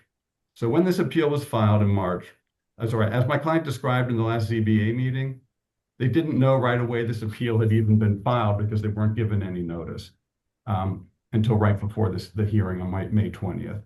If a developer pulled a building permit and then did nothing for 30 days so that the abutter would have no idea a building permit even issued, I could somewhat understand saying that the appeal period hadn't run yet.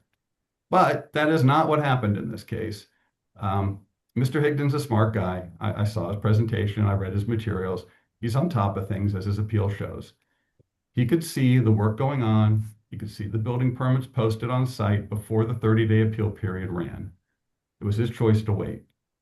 He cannot then appeal, even with a new request for a determination decision from ISD. If that were true, then there's no end to appeals, right? How could anyone build anything if an abutter could appeal building permit by making a request for determination over and over at any time during the process and then appeal that and get a new 30 days? That's not how it works. I've provided case law to that effect. Now, if the board does not want to find that it was too late, I can get into the substantive arguments as well. I mean, one of them being the building separation requirements in the zoning ordinance do not apply here because Mr. Higdon's garage is an accessory structure outbuilding, not a backyard cottage, and the requirements don't apply to accessory structure outbuildings. Mr. Higdon described the use of his garage, which meets the definition of an outbuilding in the zoning ordinance, which I stated in the brief. Mr. Higdon called his garage a garage in his initial appeal. I'm saying on his in his March 13th texts to Mr. Fombel, copies of which he actually attached to his paperwork, and I attached to our memo. He did not call it a garage in his appeal until the last hearing. He only started calling it a barn on the May 20th hearing last time. The garage is taxed as a garage by the city. Mr. Higdon has never asked to change that assessment to be a backyard cottage. He's paying garage taxes on it. The garage was called a garage in the 2017 building permit application for work at the property, for other work at the property. At that time, under the prior zoning ordinance, there was a definition of garage in the zoning ordinance, if you may recall, way back when, 2.2.60. And it covered the garage at 23 Avon at that point, even then. Even if the zoning board were to believe it's a barn, I'd say all the other farm-related building types in the zoning ordinance, farm stand, greenhouse, hoop house, market stand, apiary, chicken coop, they're all accessory structures like an outbuilding. So I don't think calling it a barn solves anything. If anything, it makes it more of an outbuilding. But it's not a barn, it's a garage. It's always been a garage. And that's what Mr. Higdon called it, even in March when he was texting my client, as you've seen. The zoning ordinance gives inspectional services the authority to determine whether a structure is an accessory structure or not, based on whether the structure is customarily found with the permitted use, like a garage with a house, is incidental and subordinate to the principal building, the main house, in terms of its area, size, function, and location, like a garage, and it's operated and maintained under the same ownership of the principal building, which is Mr. Higdon. It's a garage.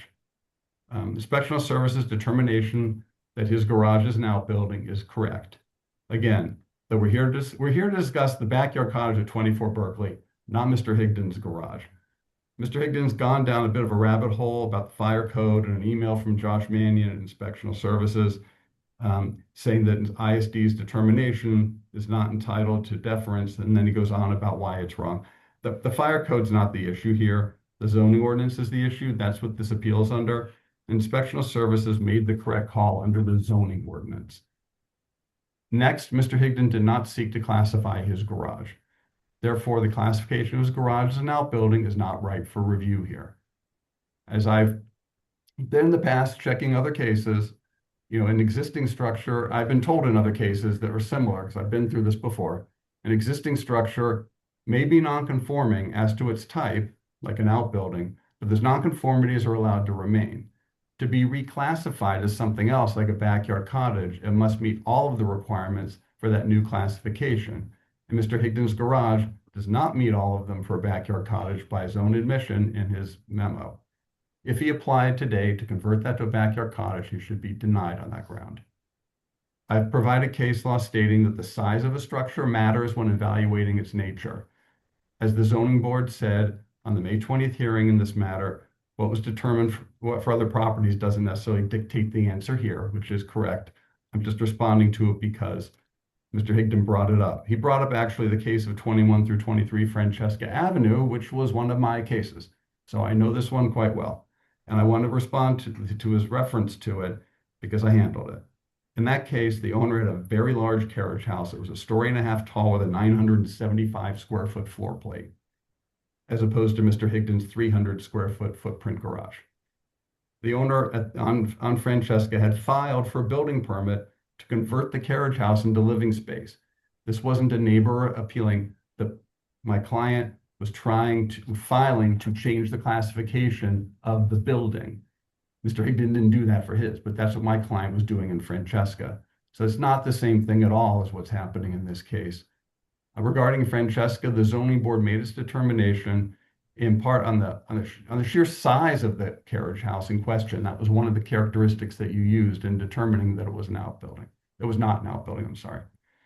But that's, again, that building was like over 3 times the size of Mr. Higdon's garage. Another reason is Mr. Higdon did not obtain permits to alter his garage in 23 Avon, or whoever altered it in the past when it was altered. He admitted that his garage has drywall, residential vinyl windows, and molded baseboards. I don't know what else is going on in there, but there are no building permits for that work that I found, and there's no certificate of occupancy for that structure as a backyard cottage. Until the May 20th zoning board hearing, the city and Mr. Higdon have called that a garage at 23 Avon. Mr. Higdon cannot use unpermitted improvements to then bootstrap a change in classification of his garage into something more substantial. Next, my client relied on inspectional services issuance of the building permits and has spent a lot of time and money on this backyard cottage construction. My client built the backyard cottage under valid building permits for about 3 months before this appeal was made. So it is not my client's job to determine whether ISD issued the building permits to them properly or not, or whether Mr. Higdon's garage is properly classified or not. I've provided case law stating that detrimental reliance is not usually applied to public entities, but that is where to do so would negate the requirements of the law intended to protect the public interest. Here, Mr. Higdon has made no showing that allowing my client's building permits to stand negates the public interest in any way. In fact, creating more housing in a backyard cottage meets the goals of the Summer Vision Plan and the goal and the purposes in the zoning ordinance for the NR zoning district where the property sits. All relevant codes are met, and the city should be stopped from revoking the building permits on those grounds.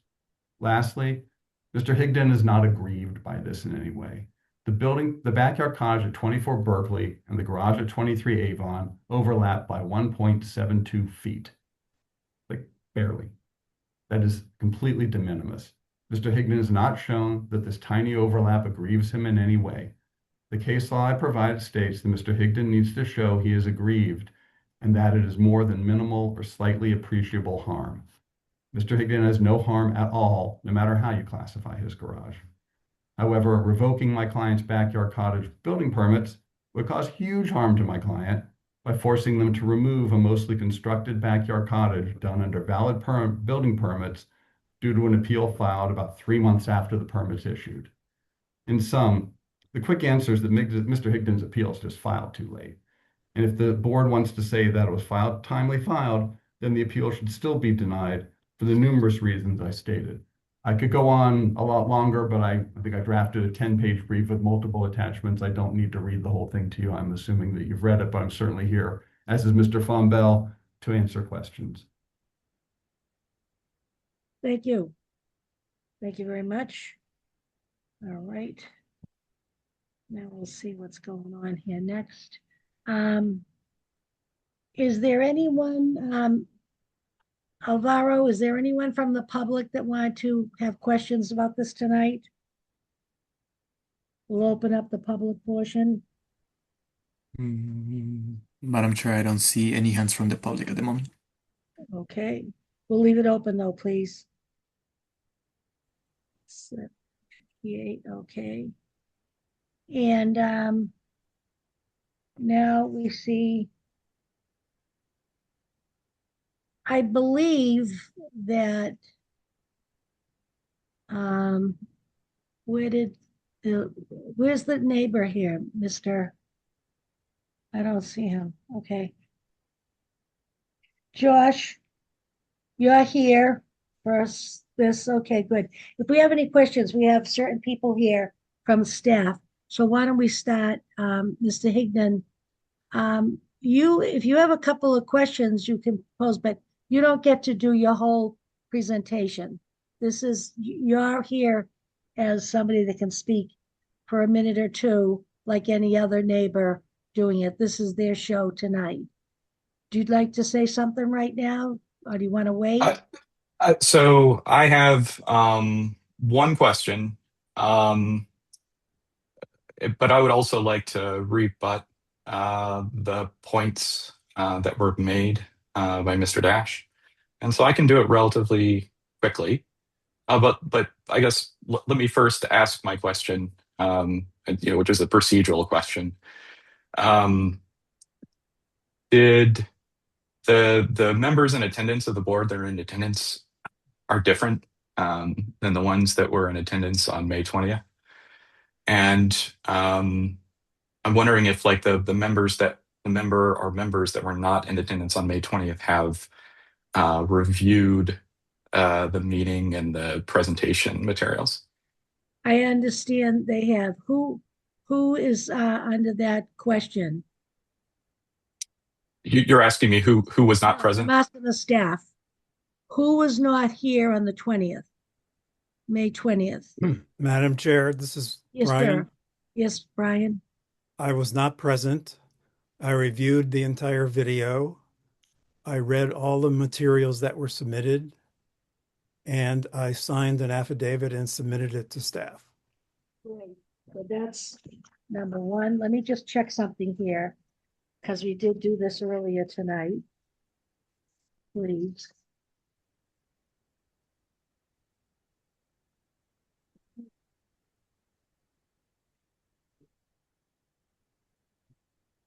Alvaro, are you there? Madam Yes. Chair, I believe that I also was not in attendance, but similar to Member Cook, I have watched the entire meeting video, reviewed all of the material, and submitted an affidavit to staff. I thought we were up to date on that. I had questioned it earlier with Alvaro, and we thought everybody was all set. So that's Ann Fullerton and Brian Cook. I know I was there. I know Olivia was there. Ann was there. So to answer your question, sir, they were the two out and they filled out they watched the videos. We're required to go through the whole thing, make their notes, and then they can fill out the proper paper and send it in. So the answer is the two, and they did it, yes.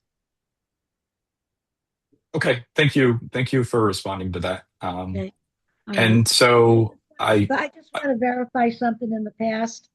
Alvaro yes. or legal, I thought when like Mr. Higgins comes in tonight, he doesn't get to do a whole bunch of things. He gets to ask a couple of questions, like anybody, give the 2 minutes like we do everybody else. Is that proper? Can you check that? That's what I thought we've done. And I just want to make sure. Because if he can, I'd love to have him do it. But I thought it was like the 2 minute question like anybody else comes in. Madam Chair, this is Yes, sir. Ryan. Yeah, Brian. I do have a similar clarification question.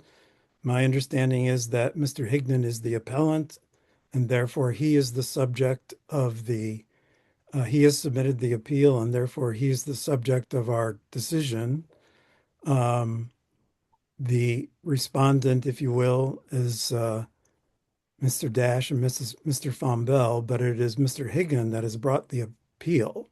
Right. So I believe it's the prerogative of the chair to decide how much more time he's granted, that is, Mr. Higdon is granted to address the board. But I agree with you. I would like to hear from staff, including Mr. Shapiro, if there's some question about that.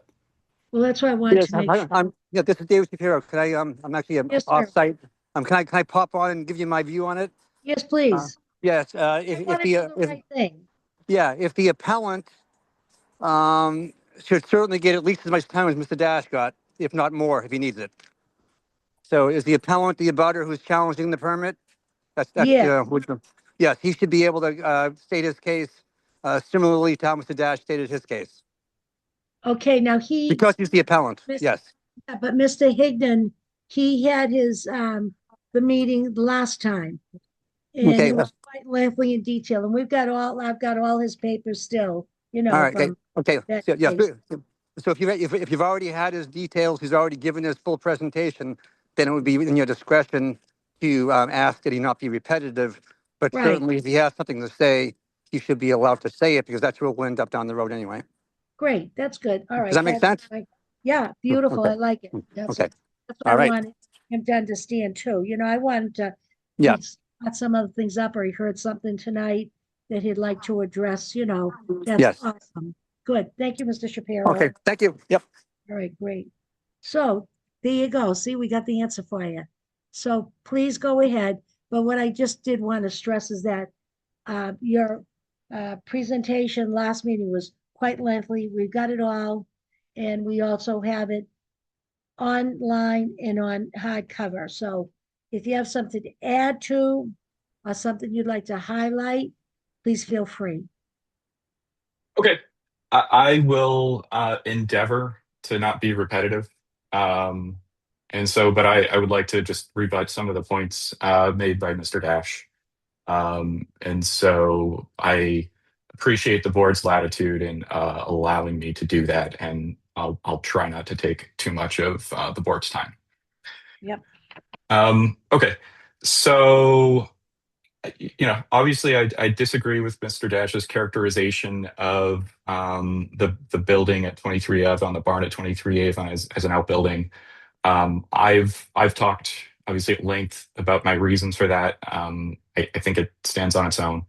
But I guess what I would like to add to that is the city of Somerville, according to the assessor's office, does not record any current outbuilding at 23 Avon Street.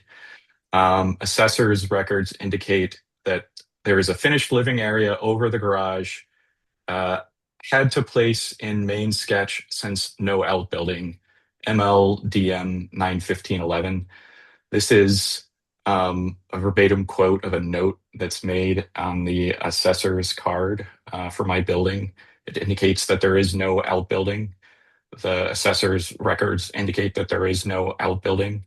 The assessor's records indicate that there is living space, 182 square feet of living space in the garage, and that I am paying taxes on that. And the owners have been of this property have been paying taxes on that since 2011, at least. Okay. Barn and garage are incidental everyday terms without definition in the current zoning ordinance. Using these terms in communication doesn't bind any current or previous owners to a particular building type. The dimensional character and use of the building is what determines the classification. The definition of garage in a previous zoning ordinance is irrelevant. Mr. Dash said that was relevant. I don't think it is. Mr. Dash says it's up to ISD to determine whether something is an accessory structure or not. This mischaracterizes two things.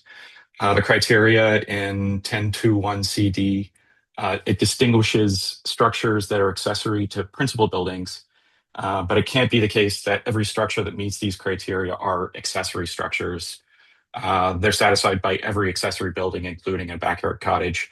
To say this definition defines an accessory structure conflicts with the zoning ordinance sections relating to accessory buildings and would force absurd conclusions. And the decision of ISD about this categorization, this classification, is at the heart of the appeal. The barn is not an accessory structure because ISD says it is. It's a matter of correctly interpreting the ordinance, and it's up to the board to make its own assessment of this independently of what ISD determined and how they determined it. Okay. So Mr. Dash also says that you should reject this because I did not seek to classify the garage. There is no such application available nor required to classify a building. The zoning ordinance doesn't contemplate any application or permit requirement for an existing building to be classified or reclassified as an accessory structure or an accessory building. And therefore, no such thing could possibly be necessary in order for a relevant building to get building separation protection. There's no obligation mentioned by the ordinance that existing property owners must follow any process in order for their accessory or principal buildings to get building separation protections. There's no mention of the city's duty to maintain a database of which buildings or structures or which types, and no mention of appeal or permitting process to get a given structure's classification changed. The classification springs from the zoning ordinance, nowhere else. The classification of the 23 Avon barn should have been done prior to the permits at 24 Berkeley being granted. Given the zoning ordinance building separation clause applies to buildings on abutting lots, it necessarily requires classifying buildings on abutting lots. The city does not assert that it did this, and in fact, it says explicitly in its memo that it did not, by internal policy, classify non-principal buildings or structures on abutting lots as part of the permitting process, only the buildings on the lot that the permit was applied for. So the city never even tried to classify it. And so that's a reason why they made the wrong call here. The board isn't being asked to change the use of the structure or grant any permits. The board is being asked to interpret the ordinance and determine the correct classification. That's the core function of the ZBA, which provides for de novo review of the administrative decisions by the building official. The Francesca Ave decision did exactly this. It classified an existing structure under the ordinance without changing its use or granting any permit. No new permits are required. No new construction is being authorized. The board is interpreting an ordinance. The city, by its own admission, did not have any prior classification of the barn at 23 Avon Street before I sent my email to ISD, and therefore there was nothing for me to appeal prior to that.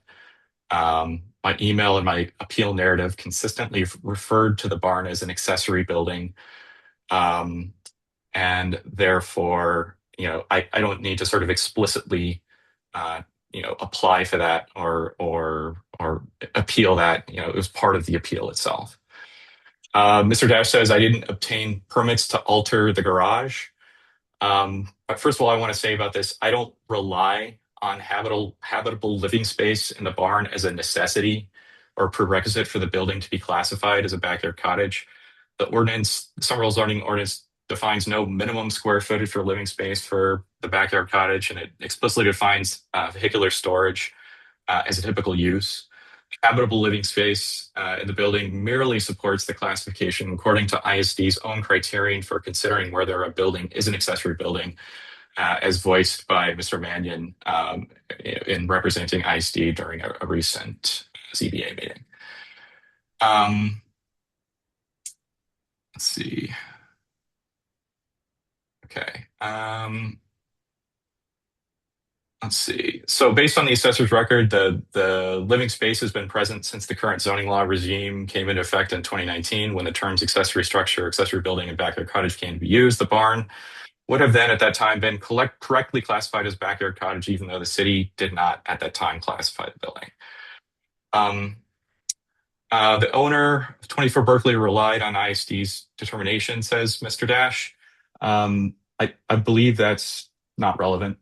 The opposition, they've quoted a case that says the courts are reluctant to apply estoppel to the government in cases where it would negate law requirements in the public interest. The building separation requirements are certainly in the public interest.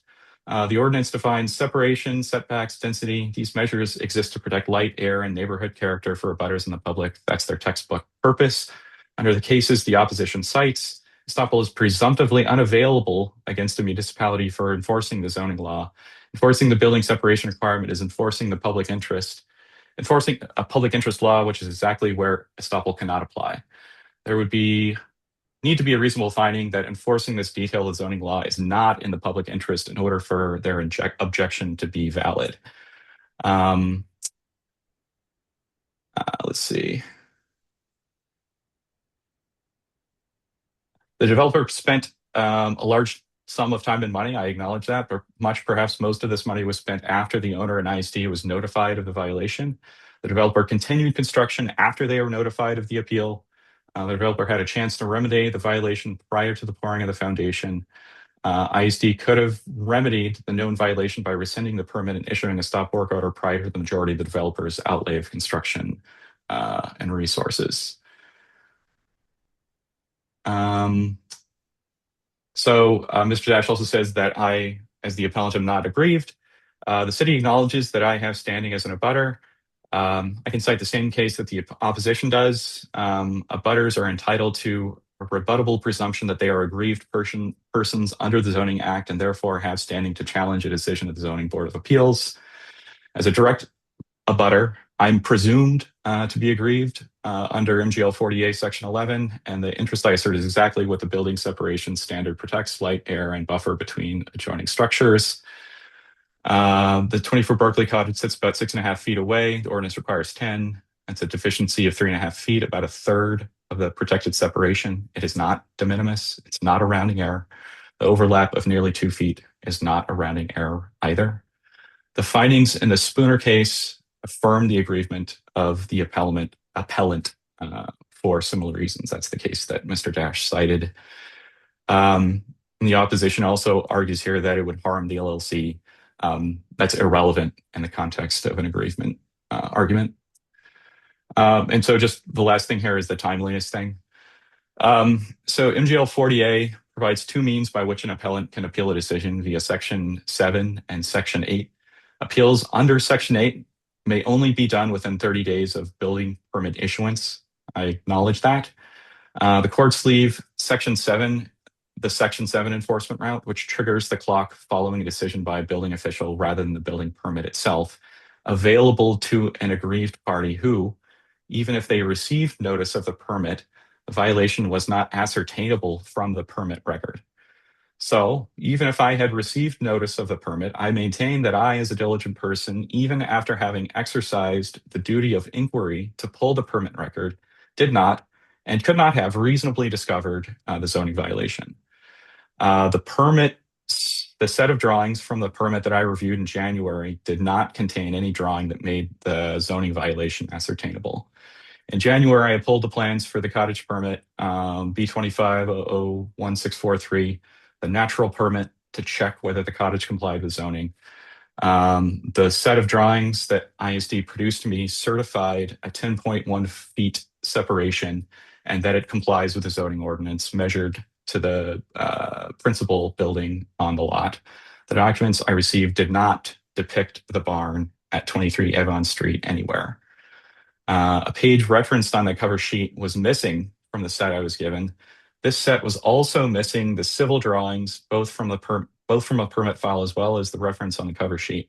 These drawings are in the current permit file, but not in the one I pulled in January. This left the permit file that was returned to me without any reference or depiction of the 23 Avon Street barn. So the document I inquired into affirmatively certified compliance and omitted any document that I would have given me the opportunity to ascertain my own view of the compliance with a zoning ordinance. Based on my review of the permit at that point, I assumed compliance with the ordinance. There is a drawing that shows my barn and the proposed cottage together in a civil site sheet associated with the foundation permit, which is B25001644, a permit I had no occasion to pull when checking the cottage's zoning compliance. Looking at these drawings from the foundation permit now, there are none that provide measurement between the 24 Berkeley cottage and the rear lot line. Even these drawings do not make the zoning violation ascertainable. A reasonable inquiry in January into the only permit that addresses zoning compliance would not have disclosed the violation. So case law supports the use of the Section 7 appeal on the building official's decision in this case. The Gallivan case found a duty of inquiry because a visit to the building permit would have disclosed the deficient setback. In that case, the particular appeal was rejected because the violation was clearly evident in the file. It's not clearly evident in this case, and therefore the appeal should be upheld. My visit to the building department disclosed the opposite. A certified compliance figure measured to the wrong building with records missing any reference to the 23 Avon Street barn. My assumption at that point was that the 24 Berkeley Street cottage was not positioned in such a way to trigger a building separation issue. The information provided by the city for that permit did not raise any question on this. A duty of inquiry is only meaningful where the inquiry reveals the problem. Mine revealed certified compliance. The violation was not ascertainable from what the city provided. Once the violation became ascertainable on the ground, I acted immediately. The actual separation became measurable only when the foundation forms were placed and I could measure from the face of my building, and I measured it at 83 inches. I reported that to ISD immediately on March 10th, identifying the permit, the measurement, and the violation. The March 10th request is a valid Section 7 enforcement request. Section 7 expressly remains available to stop an abutter from proceeding with a violative activity. This is not a case where I was aware of the violation and sat on my hands as the construction proceeded. I made the appropriate parties aware of the violation as soon as I knew about it and before any concrete was poured in an effort to minimize damages. ISD's written refusal on March 13th started the 30-day clock under Section 15, and I filed within that. Because the permit said I reviewed certified compliance and admitted any drawing that would have shown the violation, I lacked adequate notice of it within the appeal window. That's precisely the circumstance in which Section 7 enforcement remains available. My March 10th request alleged a present violation in active construction. The city refused on March 13th. I filed within 30 days. The appeal is timely, and the board does have jurisdiction. I'm gonna close it here. Okay, thank you. Madam Chair, can I respond to some of this because some of this is just not correct? Go ahead. Yes, Adam Dash again. Can I share my screen? Yeah, It's attached to my brief, but I think why don't we just do this here? He just said that the city assessors do not show the garage as an outbuilding. This, as you can see, this is the 23 Avon. I pulled this like a couple days before I filed the brief recently. If you scroll down here, this is the assessors. You got the two buildings, and right here, garage finished FGR. This is FGR. The garage is clearly called a finished garage. There it is. There is an outbuilding. The assessor. Would you scroll down a Hey, little hey, hey, bit? I'm talking here, sir. Okay. It's clearly on there, so don't go saying that it's not. You went into a lot of time about inspectional services, grounds for this and that. As a matter of fact, the appeal, I'm looking at the March 16th brief that was filed in this matter. This is the original appeal. This appeal challenges the determination of the building commissioner that the minimum building separation distance specified in the Somerville zoning ordinance for the backyard cottage building type is preempted by the Massachusetts State Building Code with respect to fire separation distance. That's the appeal. On June 2nd, suddenly it was that and that they misclassified my accessory structure as a garage. You can't start throwing new things on after the fact like that. The classification of the garage is not relevant. This is all just about an appeal of this thing about the preemption of the building code, which is actually relevant.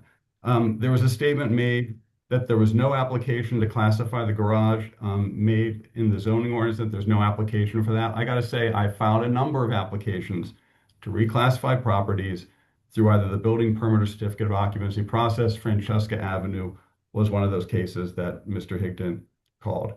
I would show here, these are the texts which Mr. Higdon and I attached. This is where Mr. Higdon is talking about, and this is in March. This is where he's talking about here the distance from my garage to the edge. He's calling his own property garage. It only becomes suddenly a barn after the staff report comes out. Won't meet the minimum 10-foot distance to my garage. He says it more than once here. These are pictures of what was going on February 2nd. To say he didn't know in March what was going on when it's all clearly staked out here is honestly unbelievable. So I'm going to stop sharing so I don't block everybody. But it's a form-based zoning that we have, right? Form-based zoning requires every structure in the city to be classified. They were all classified. I don't know that everybody knows what classification their building is, but they have to be classified or else you can't use the zoning ordinance. So this is classified as an outbuilding. That's what it is. That was what it was in Francesca. We went and we appealed it, and we succeeded. That Mr. Higdon could have done that at any time. He did not do that. He's trying to glom it on now, but that's not the appeal in front of you. So it is let's see. So for the living space, I think he made a statement to the effect though that I was saying they didn't get the permit installed to the garage. He doesn't need to have living space. You need a building permit to finish it, whether it's living space or not. You need a building permit to put in that sheetrock that was in there. So whether it's living space or not, I don't know whether Mr. Higdon did the improvements in the garage without a permit or the predecessor did, but he owns the property. It's his problem now. You can't take illegal work like that and then suddenly say now it's a finished backyard cottage because I illegally tricked it out without a building permit, or someone else did. I don't know who did.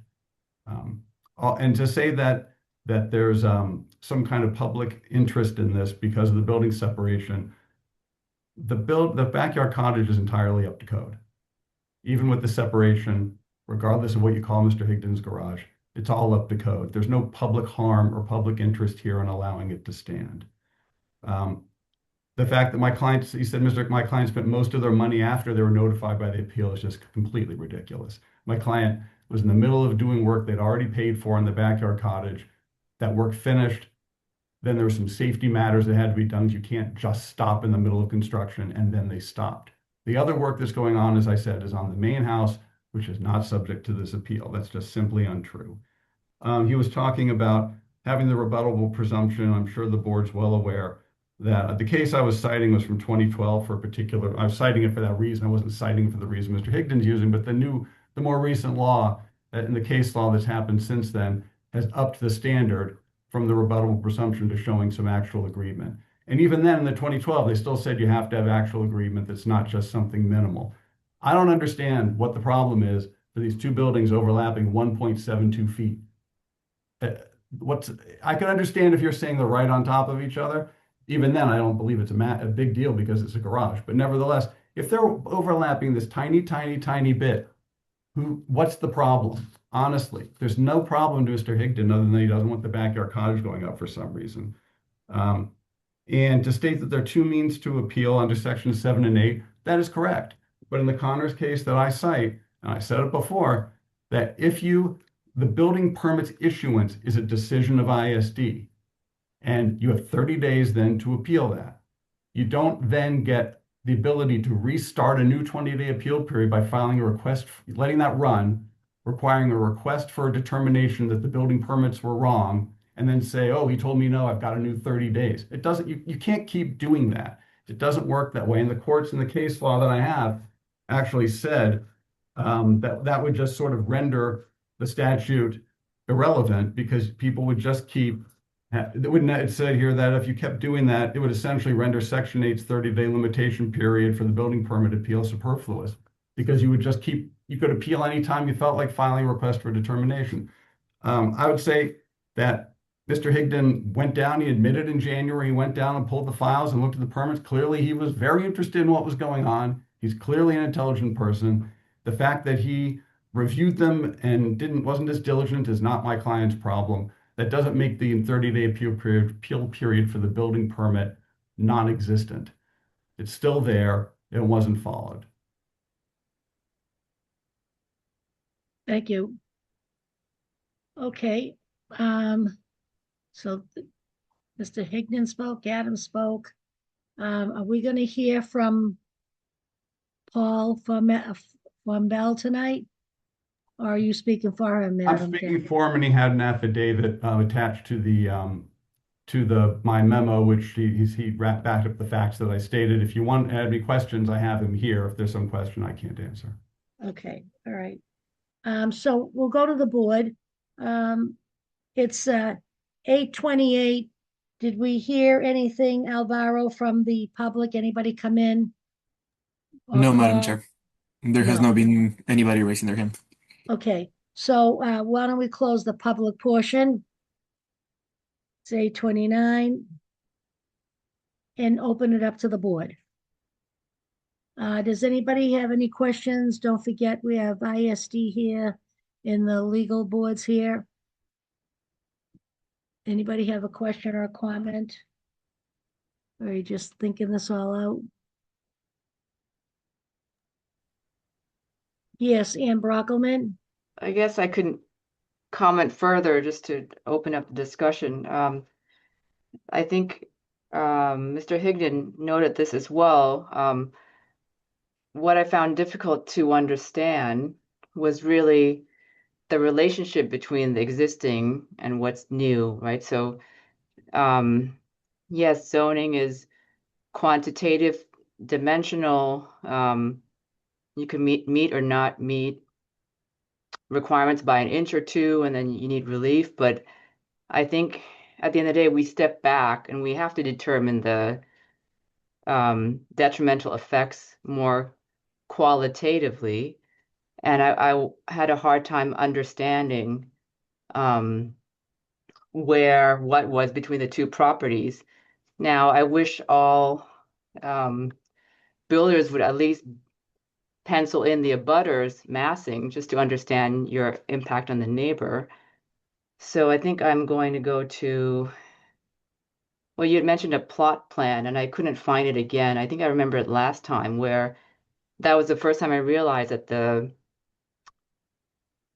new backyard cottage and then Mr. Higdon's structure in the back were not aligned, were and you did spell it out, but sometimes it takes us a while to understand that. And I think it's 1.7 feet. And when we look at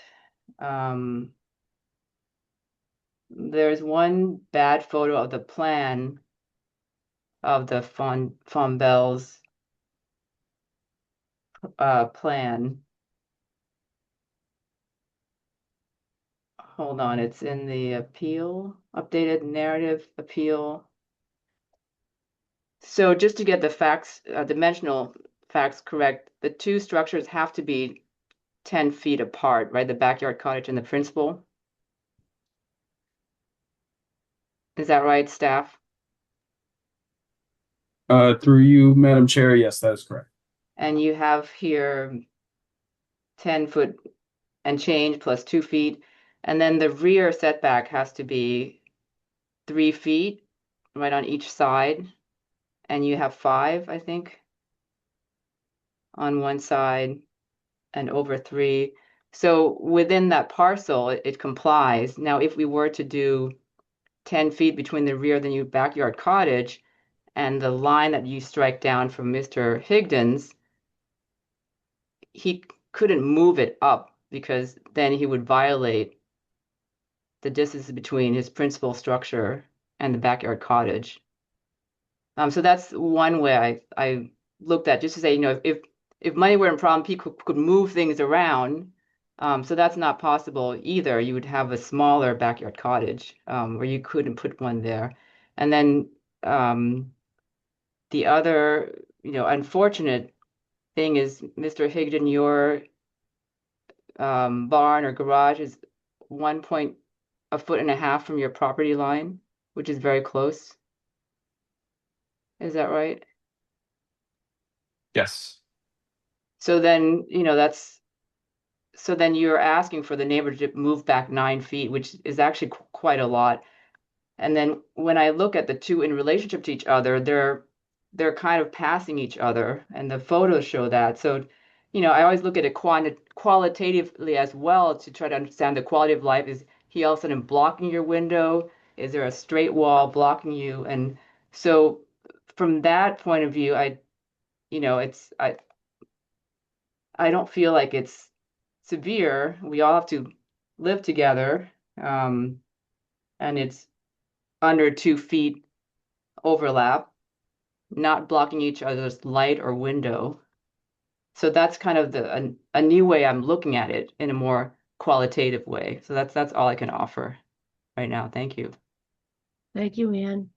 Ann Fullerton? Thank you, Madam Chair. Mr. Higdon, I think the site plan that Member Brockelman was referring to is the proposed site plan from June 17th, 2025, which was in your original documents. It's page 17 of your original document set. That's not correct, actually. My original appeal narrative did not attach that exhibit. I was not aware of that exhibit until I saw the attachment, or sorry, the reports and decisions version of my narrative that had that document at the end of it. I had never seen that document before. You'd never seen that document? Nope. So I'm looking at the application materials that are noted as, the first page is Administrative Appeal, Appellant Thomas Higdon, and then sheet 17 is the site plan. So you did not attach that to your document? So you're talking about the reports and decisions, Somerville reports and decisions website, and then like what is what's on the website? Your case number. Yeah. So my application materials, the city attached the last 3 pages to that. I did not submit those documents. Whoever is the planning representative for this case, can you please confirm if that is the case, that his application materials were amended by the city? Well, the application materials could include anything that we think should be included and reviewed by the board. It's kind of just how we upload them to the R&D. We do we just separate certain parts, like for saving documents, and then we compile on Adobe all of them. But they're separated. We're looking at his second narrative version, correct? No, we're looking at the application materials link that has those administrative appeals and apparently 15 pages of documentation he submitted, and then 3 pages that the city attached to it.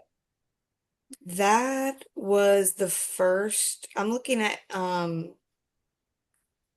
his revised. I uploaded the revised narrative. The previous narrative was uploaded when this was heard previously. Let me find the R&D version. It looks like his is 34 pages. We're not looking at the same thing. I'm looking at the application materials. It's a live link that says application materials.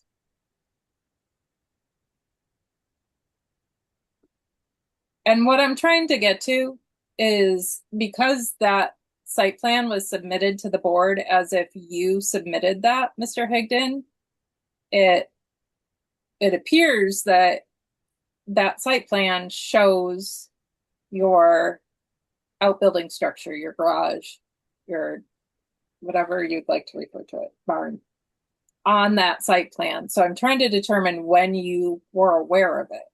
This document appears as though you submitted it as part of your materials. Yeah, it's not correct that I was aware of it. I was aware of it 2 days before the meeting, approximately on May 18th, the existence of that document. The permit drawings that I pulled when I pulled them in January did not include that document. The current plans and documents on file with the city do include that document, but when I pulled it in January, they did not include that document. And none of the documents that the city supplied to me included my barn in those drawings. All right. I don't have any further questions unless Mr. Mannion, there's some way to determine what documents were sent to Mr. Higdon in January. I'm just trying to determine what information was shared with him upon request. Through you, Madam Chair, I did not myself personally send Mr. Higdon any plans in relation to his public inquiry, which was sent on the 10th.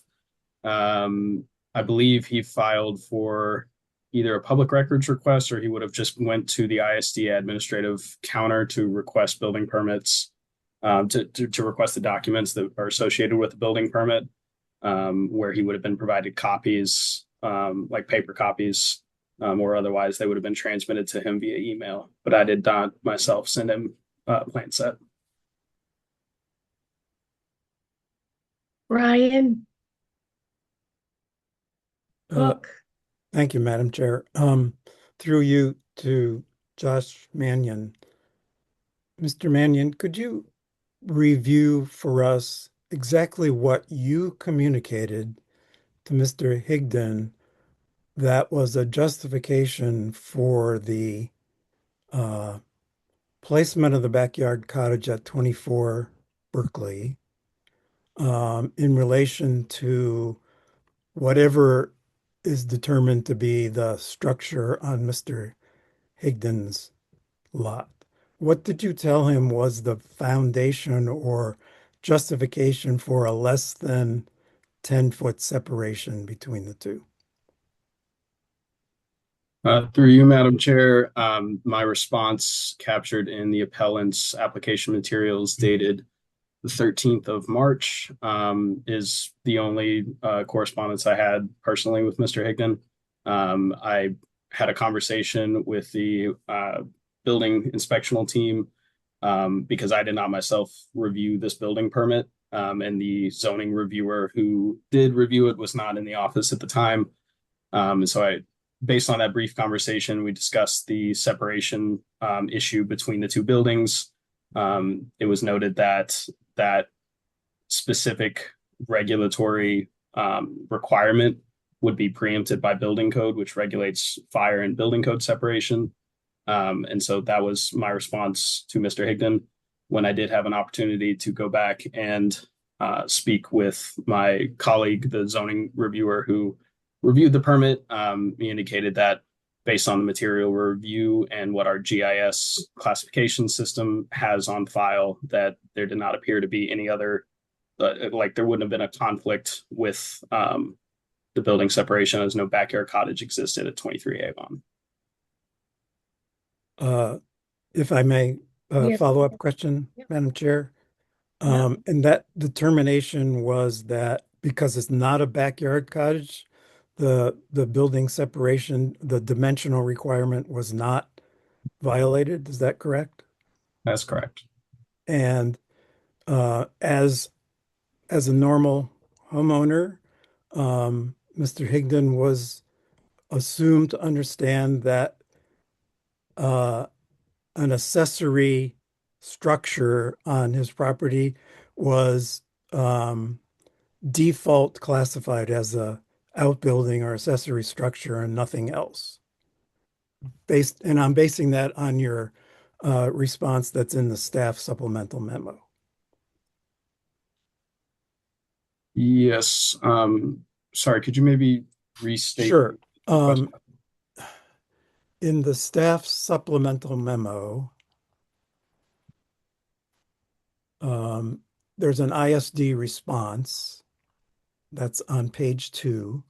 Yes. And there's a history of the uh, the new zoning ordinance in 2019 and how it was determined that there were what the principal buildings are, and then there were no backyard cottage accessory buildings had not been considered for inclusion.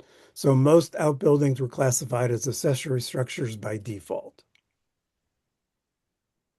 And so an owner of a property who has such a structure, unless they approached the city for other kinds of permits, would either not have known that you gave that the default classification, or that you would have assumed that they had to know that. Is that correct?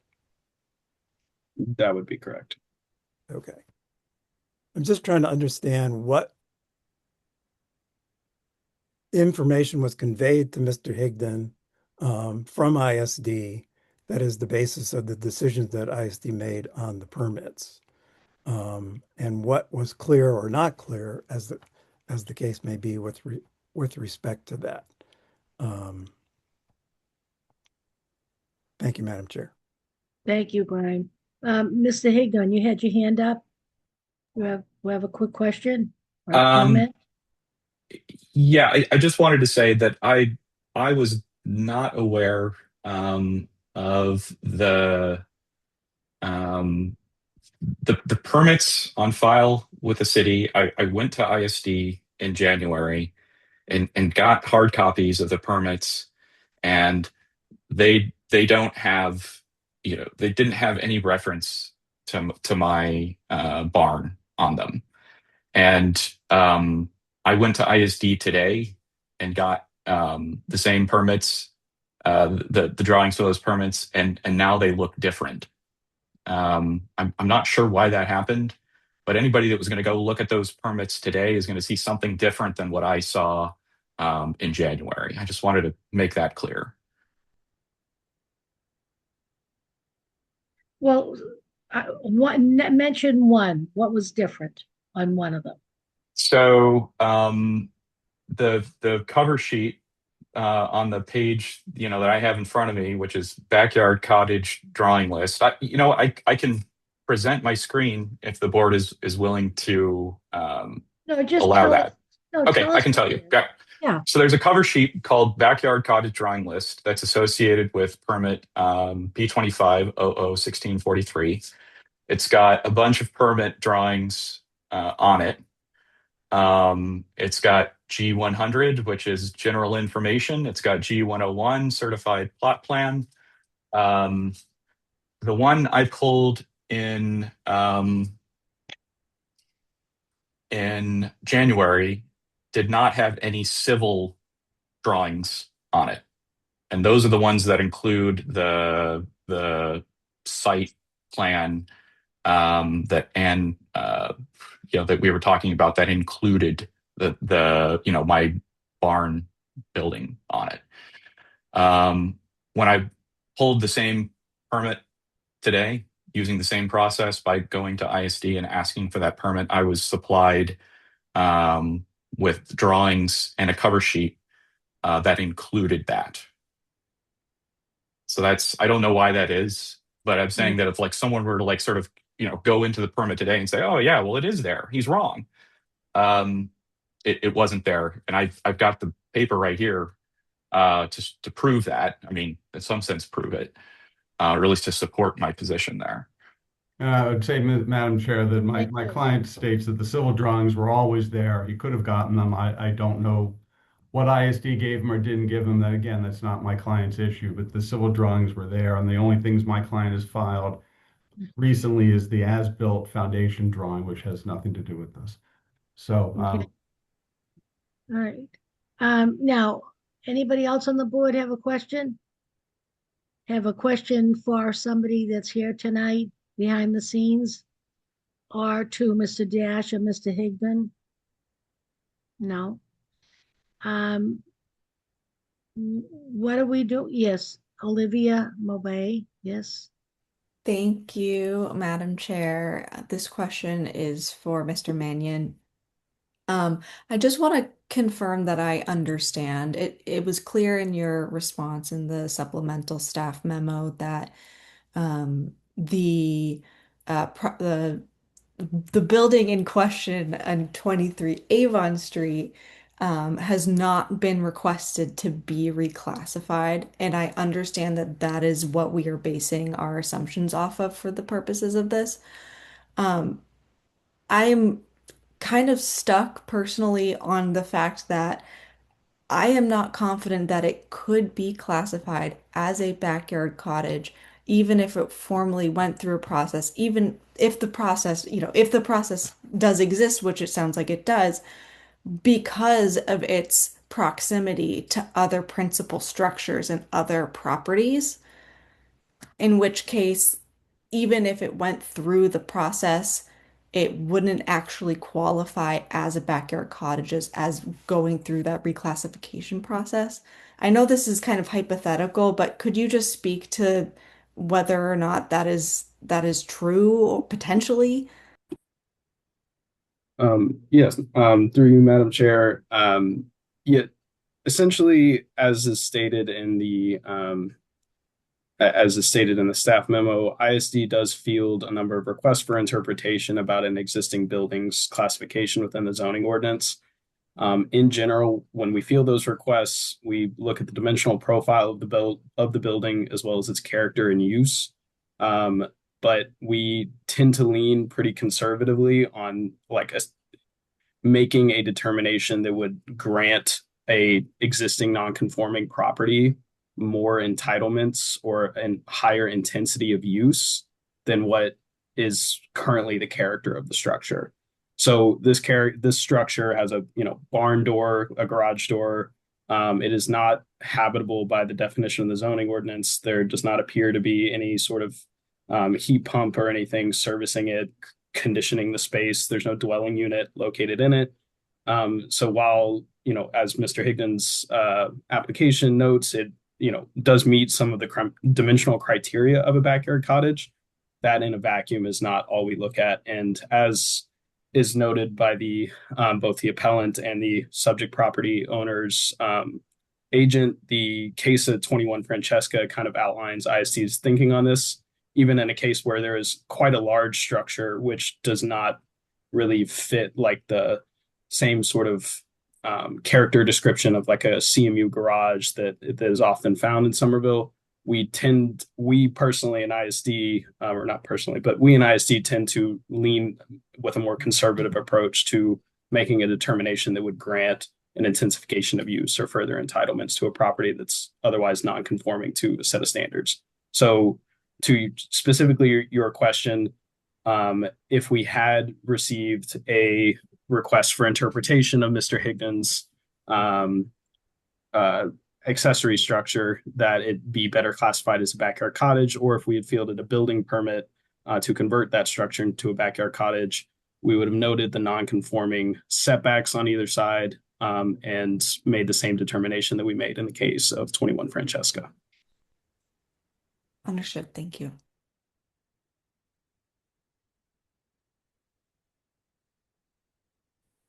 If I may, Thank Madam you. Chair, I'm just looking So online anybody here. else have a question? Are you? Yes? Oh, I was just looking online at the building permits for the property for 24 Berkeley, and looking on online here, November 6, 2025 shows the civil site plans and the lot cover plans were uploaded. So, I mean, you could just go online and look at them. You don't need to go to ISD. I do that all the time. You don't even need a citizen serve account to look at it. So certainly they were available to Mr. Higdon and everybody in the world on November 6, 2025. So I don't know why he says he didn't see them, because they were certainly seeable. Thank you. Okay. So to the board, are you folks ready to vote tonight? Do you need to digest this? Or do you have any more questions? Because I think we've gone around enough now. Brian has his hand up. Brian Cook, our acting clerk tonight. Thank you, Madam Chair. Just 2 points. I am ready to vote tonight if the rest of the board is. If we are ready to vote, I will make clear that as we do in protocol, we will state the motion in terms of approval. And so I will clarify what that means at the time we state the motion. Okay. So are you ready to vote tonight? Yes. Yes. Yes. Yep. Okay. So we're gonna do, we're ready to vote. So we'll need a motion from the acting clerk with the verbiage. Is that now what you're saying? You wanna be Yes. more specific? Fine. And to clarify, so I move to approve the administrative appeal of the building official's issuance of building permits B 25-001643 and B 25-001644. That means, for the board's clarification, that if you wish to deny the appeal, you will vote no on the motion. If you wish to uphold the appeal, you will vote yes on the motion. Okay. All right. So here we go. Do I have a second on the, Brian? No, Second I'm on sorry, the go ahead. motion? Second. Ann Fullerton, second on the motion. All, as Brian Cook said, all in favor will say yes. If you're not in favor, you'll say no. Did I get that right, Mr. Cook? Yes. Okay. All right. Ann Fullerton, No. Olivia Mobay, No. Brian Cook, No. Ann Brockelman, No. and Susan Fontano, no. Let the record show all 5 voted no against the appeal. That's it. Thank you, everybody. I thank everybody through this whole thing, Mr. Higdon, the staff, everybody kept their cool, were very thoughtful. Everybody seemed to do their homework. And I thank you all for hanging in there. Thank you. Next case is, let's see, put this away, this away. I think it's Troll. Are we all set? Does anybody need a break right now? No? All set, Adam? All set? On the rest of your agenda, actually. Oh, good. Hey, all right. Hmm. Okay, so here, everybody's all set? Yes, well, here we are. We're gonna do 47 Troll. And that's gonna be Miss Kelly's joining us tonight. Hi, Kelly, welcome. You're one Hi. of the new, huh? One of our Yeah, new I people. am. Good, well, welcome. Hope you enjoy Thank you. yourself here with us. Thank you. All right, this is brand new, Mr. Cook. Could Yes. you please open Yes. it? Yes, Madam Chair. I'd like to open 47 Troll Street, ZP 26 000024. Adam Dash, on behalf of Maxwell D. Bridges and Stephanie J. Bridges, seeks relief from SCO Section 3.1.8 regarding the minimum front setback in the neighborhood residence NR zoning district, which requires a hardship variance. Thank you. Are you folks here tonight? You are here for them, Adam? I'm here. Okay. See if Stephanie and Max Bridges are here. Yes, They'd like Stephanie Bridges is in the attendee list. If you could bring her over, but I'm going to make Yeah. the presentation if I could. Yes. Um, This is Alvaro. I just promoted both of them. Thank you. So again, Adam Dash, 48 Grove Street in Somerville, the attorney for Maxwell D. Bridges and Stephanie J. Bridges, trustee of the Bridges Family Trust, the owner and applicant. And Stephanie and Max are here as well. I believe also we could promote Michael Carrero, the project architect. I believe he should also be here. Yes, he is. Yeah. This is Alvaro. Sorry, I just promoted him as well. Thank you. So this is regarding 47 Troll Street, which is part of a 3-unit condominium located in 2 structures. So I've got some slides here. Okay, so you see the house in the middle. This is 47. My client, the Bridges, are on the 2nd and 3rd floor. And this in the back is another house on the same property. This is 45. It's not a new house, as you can see. It's an old house. So 47 Troll, my client is unit 2 here on the 2nd and 3rd floor. And it's the main house is a detached building type. So on the next slide, you can see here's the site plan. The site plan shows the 2 structures in the lot. Here's the main house. Here's number 45. That's the fairly decent sized house there in the back. The Bridges currently have by right building permits for all the exterior work, which is going on right now, which includes enclosing the 2nd floor front porch, which is very important. What has triggered the need for a variance tonight is for the minimum front setback is that the Bridges want to take down the wall between the 3-season porch on the inside and the existing living space and heat the porch. When they do that, that enclosed porch, which again is by right and being built and is going to happen whether this variance is granted or not, that enclosed porch then goes from being a building component of a porch to being part of the main massing, which means then the front setback requirement is here where the porch is and not here where the house is. I can illustrate this a little better. So these are the elevations. This is the existing, okay, and that's the proposed. So this is just the 2nd and 3rd floor. We're not showing the 1st floor because there's no reason to do this. So you can see here, right? You can see here's there's the front, and then you can see here the enclosed part. So the work is all, but this work that I'm showing you here is all by right. Let me show you the floor plans. So again, these are the existing floor plans.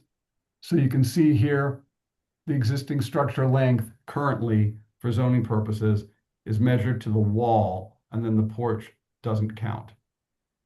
And then when you go to the proposed here, when the front porch is enclosed, which is by right, that this is then you're measuring it to here when you enclose it and incorporate it into the property. You can see this wall here that's there now that separates that 3-season, this porch from the house is going away.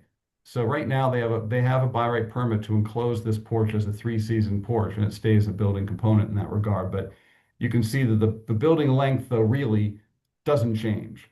It's just how you're measuring it because the interior wall is coming down and heat's being added. So the front setback requirement is 10 feet, not counting the porch. The front setback is 10 feet 9 inches. Counting the porch, because it's connected to the inside living space, gives you a front setback of 5 feet 7 inches, but in reality, nothing's changing whatsoever. So as I said, that will be the distance of the front to the porch from the lot line is whether the only difference is whether the interior wall is removed or not, and that's not really a change at all. From the outside, the house will look the same whether you grant this variance or don't. As you can see, the variance is really a technical matter, not a substantive one.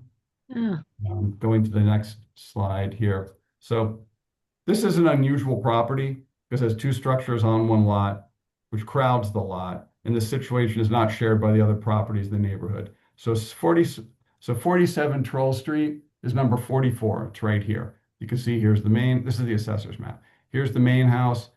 Here's the 45, the other house on the lot, which is crowding the lot, right? So you can see on this whole side of the street, no one else has these houses in the backyard.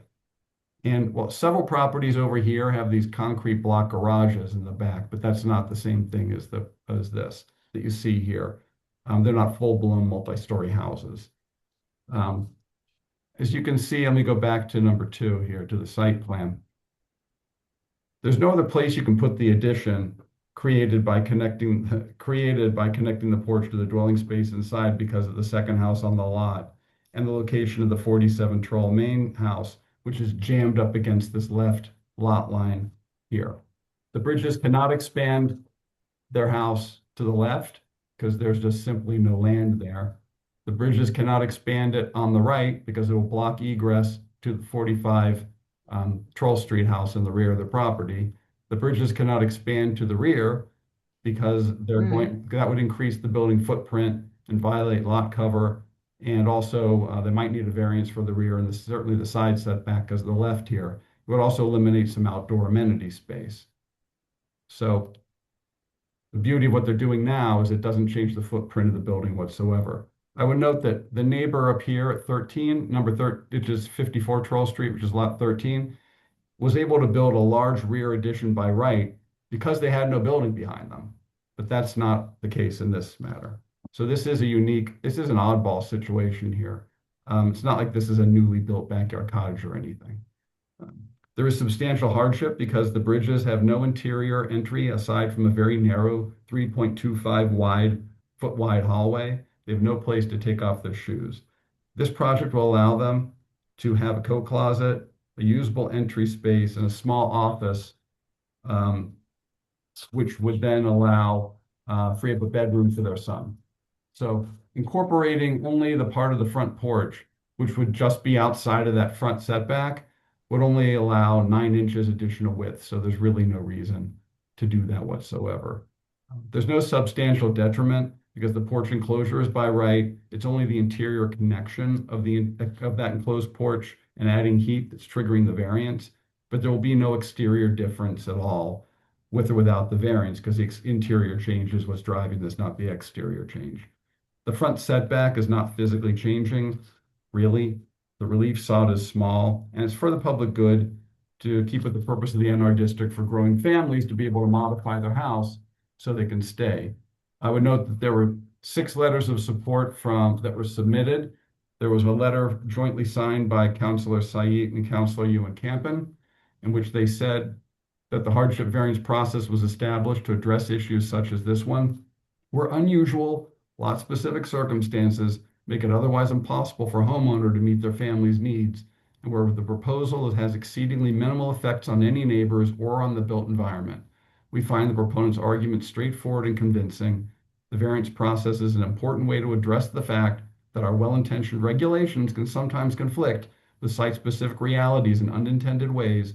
We believe that the proposal from the homeowners at 47 Troll falls in this category. We respectfully encourage you to grant this hardship variance proposal. And that's Councilor Said and Ewan Campen. There are also letters of support from the person at 45 Troll in the back house, 60 Troll, 13 Troll, 54 Troll.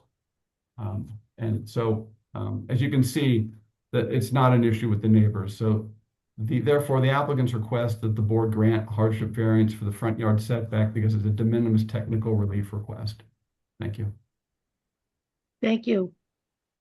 Just a point of information for you. We did receive in our packets from the counselors and the neighbors. Oh, great. All the letters of support. I should like to know that.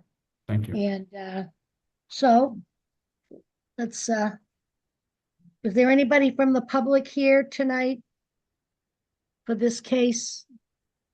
Alvaro? Madam Chair, I see one hand raised. I'm gonna unmute Victoria Antonino.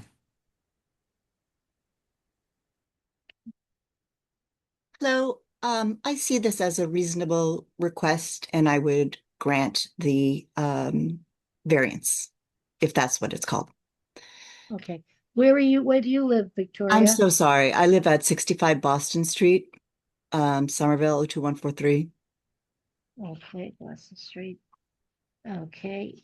All right, and you're for the affirmative. Thank you so much for hanging out with us tonight and waiting for the case. Thank you. Anybody else there, sir? Alvaro? If not, we'll Madam leave it Chair, I open. don't see any more. I don't see anybody else raising their Okay. hand right now. All right, let's leave it open for a few minutes while we check with the board. Okay, what do you think? Anybody have a question, or did all your questions were answered with the presentation? No? Ann Fullerton? Madam Chair, I don't actually have a question. I just wanted to state that in driving through the neighborhood, I noticed that the second floor porch in of a same size was enclosed and potentially four season in a lot of conditions. I would say it's probably every third or fourth house on their street. So I did not find this request at all unique for the character of the neighborhood. Great. Thank you for that input. Anybody else? No? Are you folks ready to vote? Yes. Let's close the public portion. If there's nobody out there, Alvaro, close the public portion, please, of this case. And we're going to open it up for the vote. Okay, Brian Cook, Madam Did Chair, you- we just need to clarify our What's- findings on the criteria. oh, that's right. Yes, sir. I'm sorry. Uh, I would state that the applicant through Mr. Dash has clarified the unusual character of the lot and the presence of an additional structure that limits expansion in the way the family would like to expand. There's financial hardship from not being able to do this because they won't be able to make use of it for a growing family and to relocate activities in the family in a way that would be helpful to them. Whether that's a financial hardship or otherwise, the criterion allows for it to be more than financial hardship. And finally, as Member Fullerton has just pointed out, this would not be this would not violate the public good or derogate from the zoning district, and in fact is somewhat similar to other changes that have been made, which were probably prior to the current zoning requirements. And there's no reason why, under the new zoning requirements, that families and owners couldn't continue to do the kinds of changes that have already been made in the neighborhood. Great. I agree. Very well done. Especially the point that Ann brought up about other houses on the street. I think that's a major contributing factor, to number 3. So that sounds good to me. Everything good with everybody else? Everybody like it? Okay. Would you like to make the motion now, Mr. Cook? Yes, Madam Chair. I move to approve a hardship variance for relief from SCO Section 3.1.8 regarding the minimum front setback in the NR district to allow enclosure of an existing front porch with the findings on the required criteria as discussed and incorporating the conditions as detailed in the staff memo dated June 9th, 2026. Thank you. May I have a second on the motion? Second. Ann Brockelman, seconded. All in favor as we go around. Olivia Mobai, Yes. Brian Cook, Yes. Ann Brockelman, Yes. Ann Fullerton, Yes. and Susan Fontano, yes. Let the record show the approval for 47 Troll ZP 26000020 was unanimous. Good luck. Thank you. All right. Thank you, Adam. And finally, number 1, McGrath Highway. That's me as well. Yes, sir. Let me just change files and I'll be, All right, take your time. It's all right. I don't need much time, just need that. All right, that's all the time we needed. All right. So yeah, so Adam Dash again, 48 Grove Street. We have to open the case. I'm sorry, I thought you're absolutely right. Sorry, Madam, Mr. Clerk. This guy's tough, Adam. Watch out. He knows Go his stuff. ahead, Mr. Cook. Okay, I'd like to open the case of 1 McGrath Highway, ZP 26-000034. Summerbridge Hotel LLC seeks relief from SCO Section 5.1.16.B.I, parking types, to build a surface level parking lot in the high-rise HR zoning district, which requires a hardship variance. And ZP 26-000052, Summerbridge Hotel LLC seek relief from SZO 10.3.7 parking lot landscaping requirements in the high-rise HR zoning district, which requires a hardship variance. Thank you. The floor is yours, Mr. Dash. Thank you, Madam Chair. Could we, I'm Adam Dash, 48 Grove Street, attorney for Summerbridge Hotel LLC. Could we promote Christine Thomas from Summerbridge, Jason Diorio, who's the project architect, and Michael Malinowski, who's from Allen and Major, who's this project civil engineer, please? Hi, Adam. This is Alvaro. Everybody has been promoted.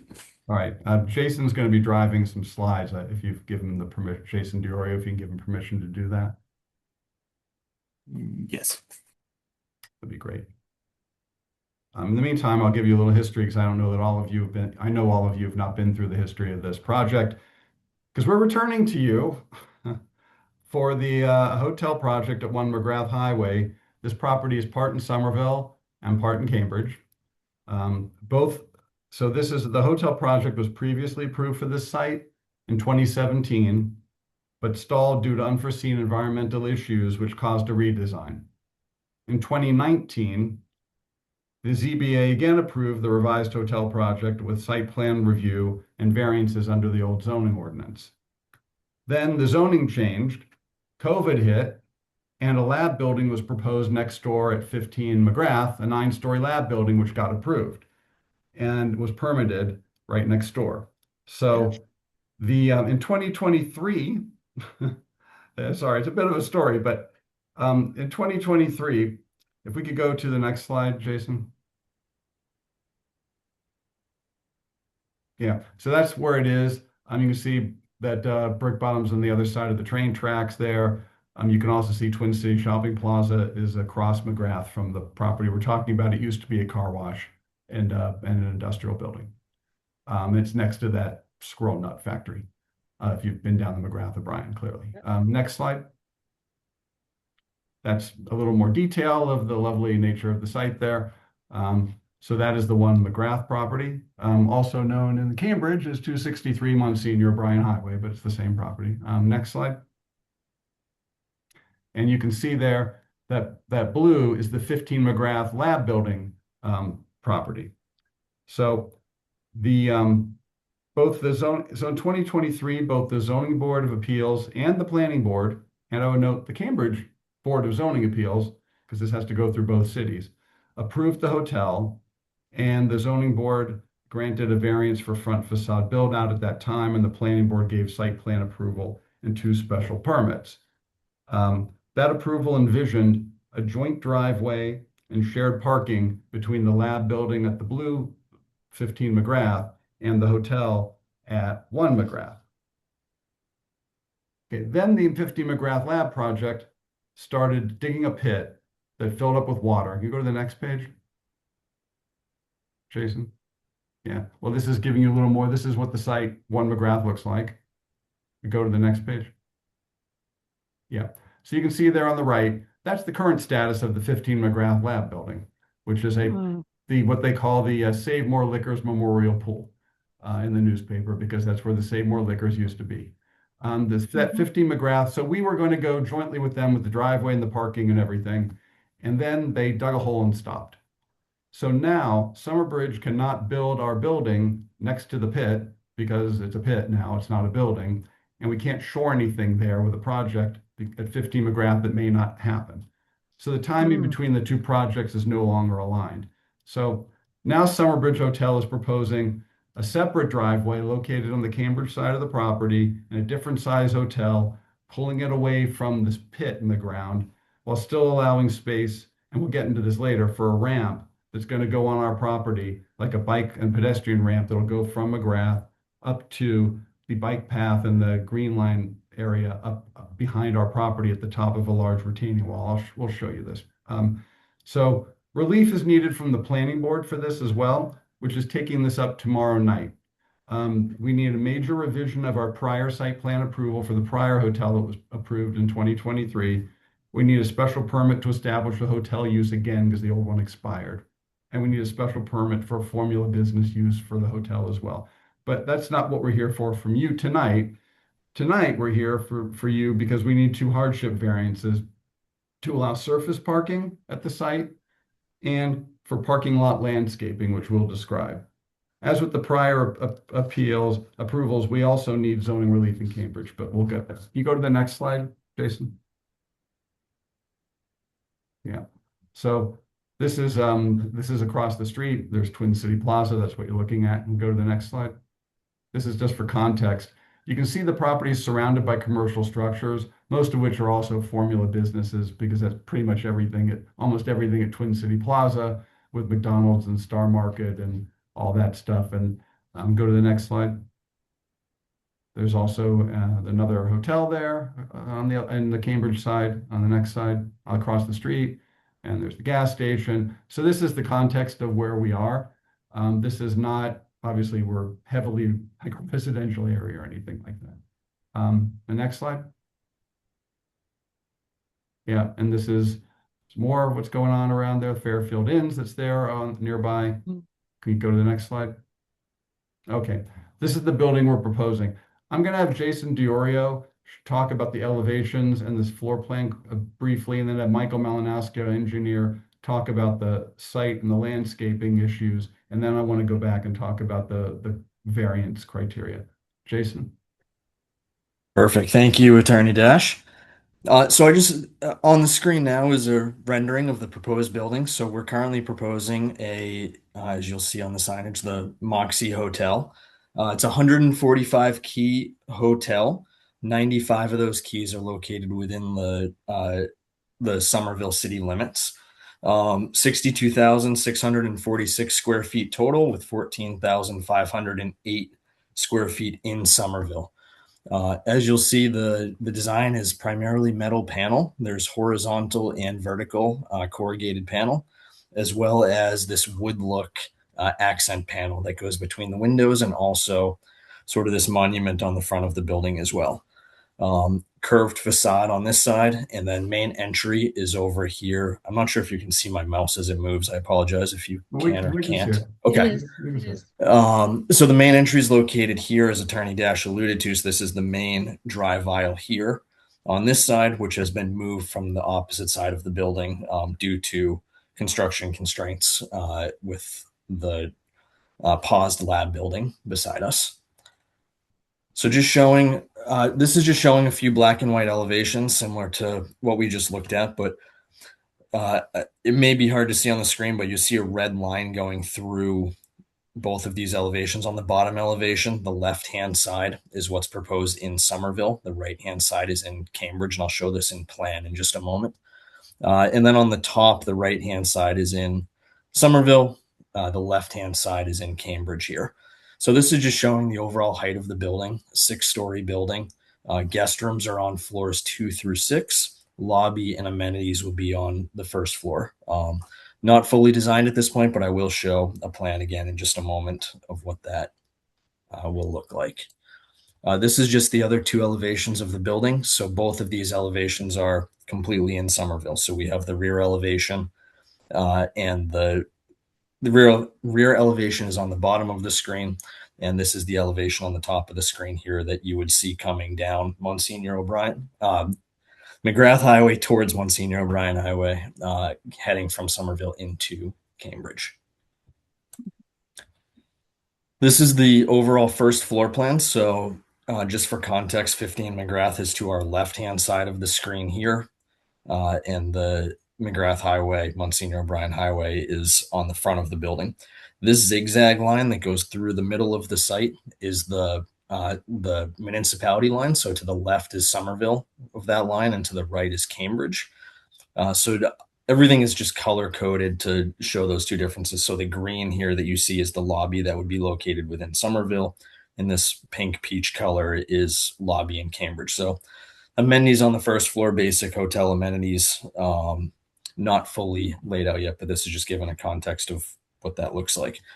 There's also a very schematic site plan that's shown here, which I will let Michael Malinowski from Allen and Major speak to in just a moment. But this just again shows the drive in here with the drop off and the canopy on this side of the building, on the right side of the building.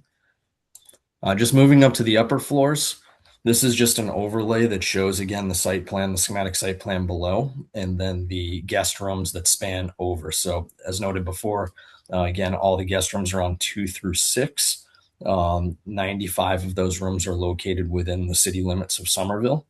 And you can see that here. You can see on this rear portion of the building that the building actually extends out over some of the parking lot here. So this is actually drive under, which was seen on the elevations. And then this is just a cleaned up plan showing the typical 3rd, 4th, 5th, and 6th floor. They're all the same. The building stacks all the way up, but just cleaned up without that some of that extra line work for the site plan below. So again, the zigzag line is Somerville to the left, Cambridge to the right. And can we go back just when Jason show where the ramp goes? I want to point that out. I think it was shown on the prior slide you were looking at, or maybe yes. Yeah, there we go. I don't know. I don't know how to go back in presentation mode, so bear with me, and I'm just gonna. We're good with this. You can see there on the okay. right. Jason, just show the ramp area there with your mouse. Yeah, So it goes up. This location It on goes the up right. from McGrath, takes a right, and then takes a left and goes up. As I said earlier, behind this property is a massive retaining wall that as you go into Somerville, it gets taller and taller. So it was very important to the Friends of the Community Path and the Friends of the Grand Junction Path and DOT and Cambridge and Somerville that there be a way to get from the cycle track that's going on McGrath O'Brien to the community path that's at the top of the retaining wall where the GLX, the Green Line extension is. And the only place this is going to work really is towards Cambridge, because as you go more into Somerville, that retaining wall gets taller, taller, taller, and the ramp gets really difficult to do. So by doing the ramp, we're donating this land on the right, where we're showing it for this ramp to go from so bikers and all can go from the McGrath up to the path up behind on the MBTA property at the top of the wall. That's one of the constraints, is kind of shoving our building to the left, and which was fine when there was a lab building to the left, but now there's a hole to the left. Now the building gets shoved a little to the right, and that's sort of putting us in a little bit of a pinch. And that's why we're here. But Michael Malinowski, the civil engineer, can we talk about why we need surface parking and also why the islands that are required for landscaping don't work here? Yes, thank you, Attorney Dash. Michael Malinowski with Allen and Major Associates. Our offices are in Woburn, Massachusetts. As Mr. Dash had pointed out, two of the variances that we are requesting tonight are for surface parking and some landscaping buffer requirements. As you can see, and as Jason and Attorney Dash had pointed out, the property is extremely unique. It is bisected by a municipal boundary between Somerville and Cambridge. And as that had been stated, we are providing a reserve area that is 14.5 feet wide for the future path construction. And as noted, at the rear of the property is the historic cut granite block wall. At the location of the path, it's about 14 feet tall. So we need that entire length that is shown from Monsignor O'Brien Highway to the top of the path to provide ample length to get to the top of that wall and still maintain a walkable surface. So it's actually classified in elevation as a walkway versus a ramp. As we move across towards the Somerville side, the wall increases in height to anywhere between 18 and 20 feet. And additionally, the path that you can see faintly in this picture, which is a green line, that is the outer edge of that elevated path. At the point of our property line at the left-hand side, that's elevated approximately 16 feet above the top of wall. So at that point, we're almost 26, 28 feet above that parking area. Additionally, this site carries contaminated soil that the proponent is dealing with, therefore making subsurface parking economically unfeasible, to have to remove all of that dirty dirt below ground. So putting in surface parking to meet the requirements for the hotel needed to be at the surface. Currently, we are providing 20 spaces that are situated in Somerville. There's a portion that are sort of open to the air, and then there's a portion that are covered. You can see where the handicap stalls are situated. Those are actually under the building. The surface parking itself is completely shielded from public view within the Somerville side. It is all shielded by the proposed building. It'll also be shielded for most regards at the back of the property as well by the sheer presence of the 20-foot retaining wall that will sort of hide that area.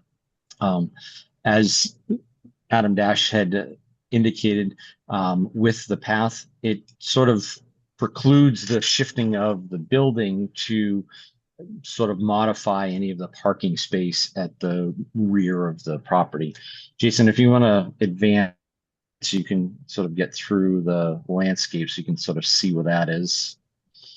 So you can see that we have an extensive landscape plan that has been provided, extensive screening, or as much as we can, on the area between 15 McGrath and 1 McGrath, as well as substantial screening at the top of the retaining wall.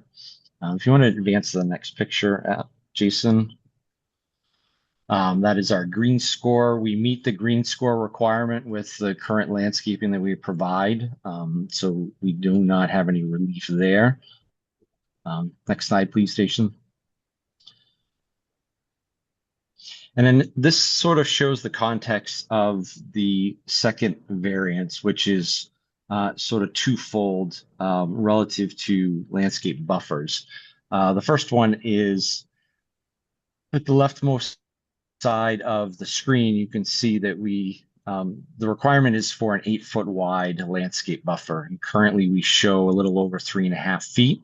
And as you can see, it is extensively landscaped within that area and provides the buffer. And then the two shaded areas in the middle, those are the requirements for a 8-foot wide interior landscape partition.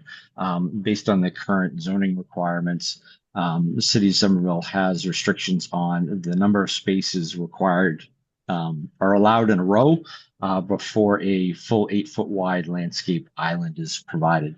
And as you can see, we have very minimal parking. We have 20 spaces in the back, and adding those interior islands we would lose 2 spaces. And then if we had to increase the buffer from the currently 3.5 feet to 8, we would lose another 2.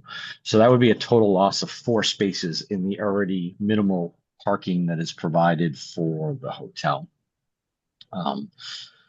Be happy to answer any questions, or if Mr. Dash has additional items. Yeah, and I want to go through the different criteria for the variance. Thank you for providing that context, Michael. So, I mean, so what we're here for tonight are the 2 variances, one to allow for service parking and one for the parking lot landscaping, as Michael just described.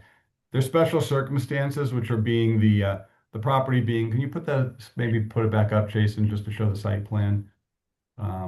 Like the bigger site plan was a little easier to look at.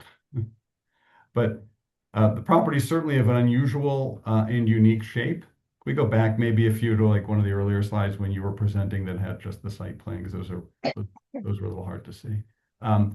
That you can see definitely the property is sort of a weird configuration and shape. It contains a very large retaining wall in the rear, which abuts the community path and the green line. Thank you, and the green line extension above. The property's part in Somerville and part in Cambridge. Each would have different zoning ordinances and different requirements. What we did not also mention is that the building also has to get pushed back from McGrath because we're required to have a certain width sidewalk, and some of that sidewalk is going into our property, actually. The property is contaminated, such that the underground parking would be cost prohibitive. The ramp space that we've given up means the building can't shift anymore into Cambridge, and that's the only place really, the best place it can go, because the ramp would get too difficult when the wall gets too high on the Somerville side. The pit on the left means the building can't shift to the left anymore to create more buffer or other space. There's no other property in the neighborhood of this size, shape, multi-municipality configuration with the contamination and giving up room for a public ramp between the McGrath-O'Brien Highway and the community path at the top of the wall. The zoning ordinance in Somerville requires the landscape islands every 5 parking spaces and at the end of every row of at least 8 feet wide and each with a large tree. I'm not sure exactly a tree is going to live back there, but nevertheless, as Mr. Malinowski stated, it's not really going to work for the hotel. The applicant can't comply with these island requirements and still have functional parking lot which meets the hotel's needs. The literal enforcement would involve substantial hardship because, oh no, Cambridge allows the surface parking, but Somerville does not. So in a way, we're kind of caught a bit between two different cities and different requirements. Like Cambridge requires a narrower sidewalk than Somerville requires, things like that. The 50 McGrath development next door at the lab building stopping and leaving the water-filled pit is forcing this building to be shifted over from where it was previously approved, along with the applicant giving space for the ramp still, because that was a commitment that we made and we didn't want to give that up. The building can't move at all. The property's contaminated. So the property's odd shape makes compliance not feasible in light of these issues that we've already raised. And simply put, underground parking is not feasible, and the required islands and the parking lot and the buffer won't fit. The relief sought does not cause substantial detriment to the public good or substantially derogate from the intent or purpose of the HR zoning district, because the surface parking and lack of the required islands in the buffer will not be visible from the McGrath Highway, as it's behind the building and below the large retaining wall. The project's been approved several times before, over a number of years, by both Somerville and Cambridge, because it improves the existing decrepit abandoned commercial site with a 6-story hotel in the high-rise zone. The project meets the goals of Summer Vision by creating transit-oriented development, adding local jobs, providing open space, and making Somerville a more prosperous and attractive place. The project's harmonious with the zoning ordinance and not injurious to the neighborhood because there are existing hotels on the McGrath-O'Brien corridor with surface parking without the required amount of parking lot landscaping. The project provides space for the ramp. It's the best place for the ramp, and we asked the ZBA to grant the requested 2 variances so we can get back to the hotel project. We're hoping the 4th time is the charm. I give Summerbridge Hotel credit for sticking this out. None of these problems have been there doing the contamination, COVID, the lab building stopping, all of these things, none of the zoning ordinance changing in the middle of the project in Somerville, none of these have been to their doing, yet they've stuck with this project and keep making it work. We hope that you will vote tonight because the planning board is taking up the site plan approval and the special permits tomorrow. Yeah. Thank you. Thank you, Mr. Dash.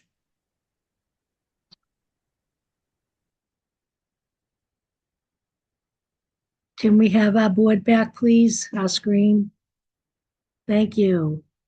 So I think we opened up the public and nobody was there. Can you do a last call and then we'll close it, please, Alvaro? Madam Chair, I don't think we have opened it for this one yet. And I do see thank you. a hand raised. So Yes, I'll go please. ahead and All right, unmute you David. got it. Yep, I'll go ahead and unmute David Booth, but I do want to remind people to please state their name and address for the record. Hi, this is David Booth at 153 Street. We heard from you earlier. Yes, you did. I've been waiting on Stuck for in mostly with for us. this one. Thank you. So I have several comments to make about this. in general, I think this project would be quite good for the city. So in general, I am very much in favor of this project. However, I don't think, I'm not in favor of this variance as currently requested. I do not think that the variance is justified as requested. And as far as I can tell, the landscaping variance is dependent on the surface parking variance as well. Although the developer points out that the ground is contaminated, which would make underground parking very expensive to excavate, they didn't provide any clear justification for not providing above ground parking instead, as would be required by the city ordinance. Another point, the developer states that Cambridge allows surface parking at the property, but Somerville does not. That's true, but that's moot because as far as I know, Cambridge does not prohibit above ground or underground parking. Therefore, the fact that part of the property is in Cambridge and part is not does not add any burden to Somerville's requirements. So it does not create any additional burden.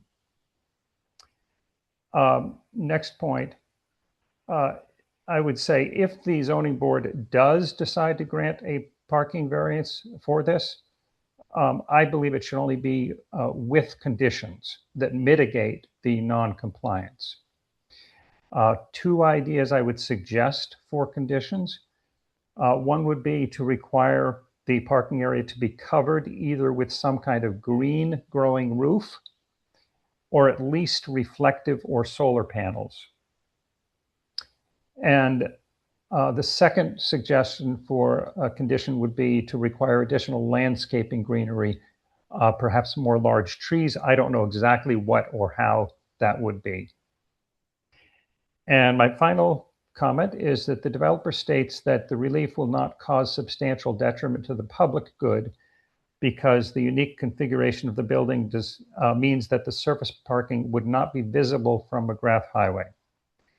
Although that's true, visibility is not the only thing that matters.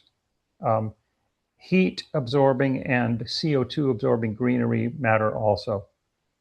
So as you can probably tell, my main concern is green space and greenery and the amount of heat that'll be generated by having surface level parking. So those are my comments. If you'd like them in writing, I'd be happy to send them in. No, that's fine. Thank We've you. got them on record here now. Thank you, Thank Mr. you. Booth. Thank Yep. you.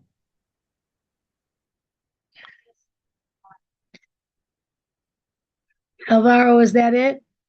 No, there is one more hand. So actually two more hands. I'll go ahead and allow Victoria Antonino to speak now. Hello, again, this is Victoria Antonino, 65 Boston Street.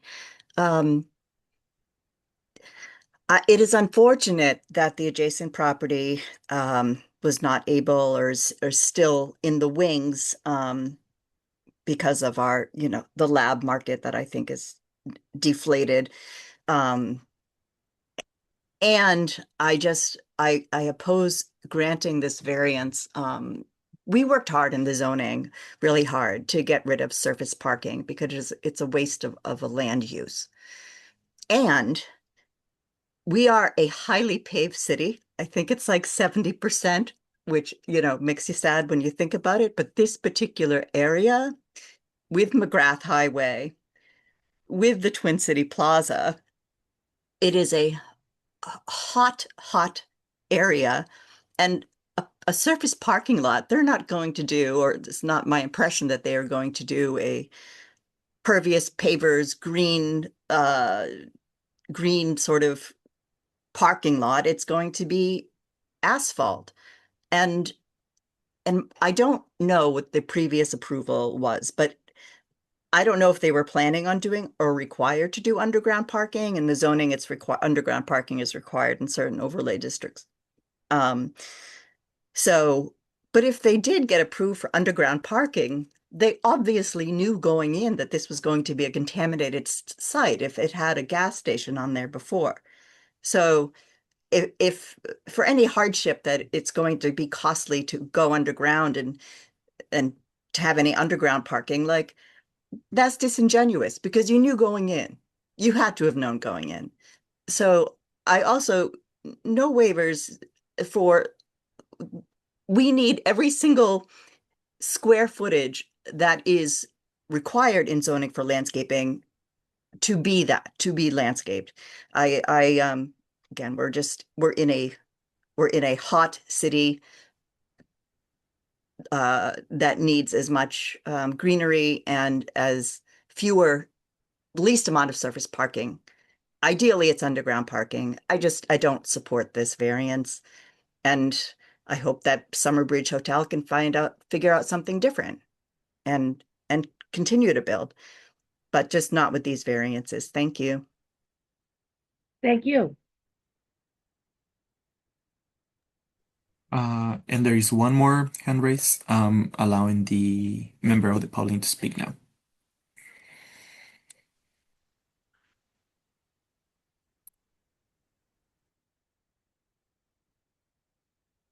Hello?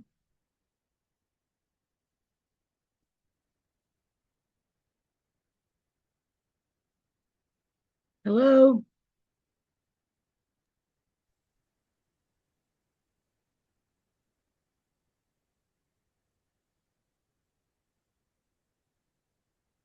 Antonio? Madam Big Chair. Zillibar? Yeah, Madam Chair, the member of the public is allowed to speak at the moment.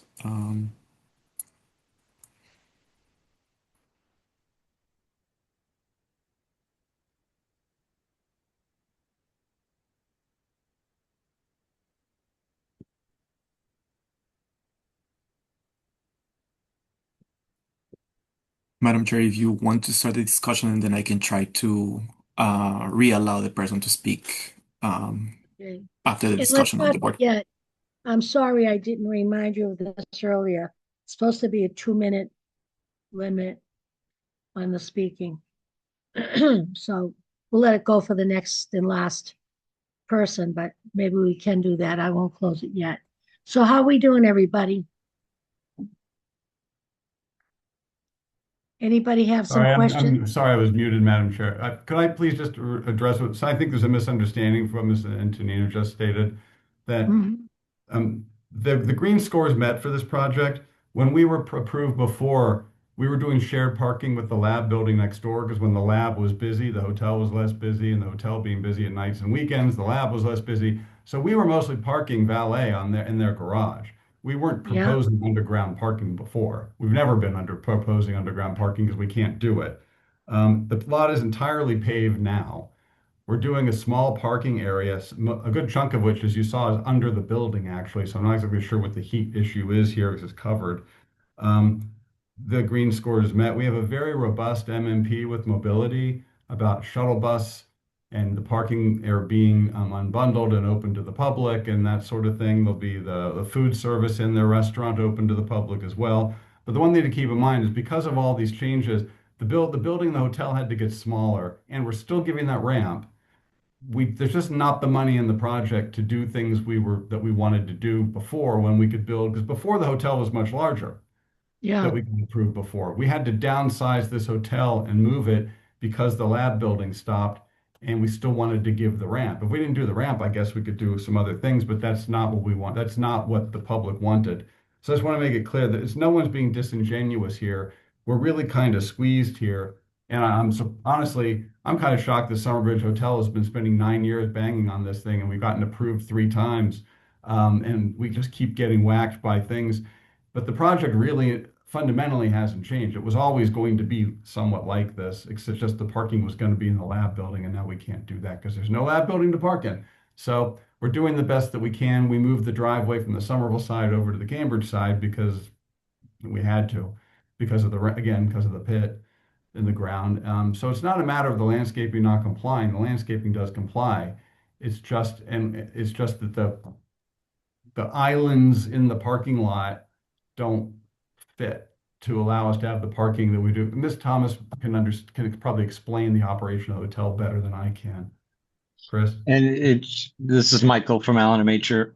It should also be noted too that we have a net decrease in impervious cover for the project as it compares to the way it currently sits with the car wash in the old commercial building and what we are proposing now. We have a net decrease in impervious cover for the site. So to state that we're paving a surface parking lot, the vast majority of that site is paved now.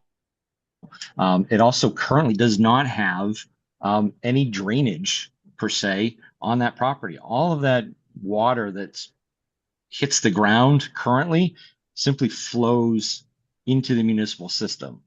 Under the proposed design, we have a collection system. We collect the roof water, we collect the surface drainage, we treat it. We are also infiltrating that water as well, albeit in Cambridge, where the portion of the site is less contaminated, we can provide some additional infiltration in that area. But all of our stormwater is collected, treated, and infiltrated, which is a vast improvement above what currently exists on the property now. Thank you. What's all that water in the pit? I think, honestly, I think that's a combination of groundwater and simply rainwater that has come in from the lack of them working in that area. Okay, thank you. Who is Christine Thomas? Chris Thomas is from Summerbridge Hotel. Okay. Did you want to say something? She had her hand up there. Ms. Thomas? I think I've met her before or seen her at. Yeah, she's been before you multiple times. This project's been going on. I've been on it. Yeah.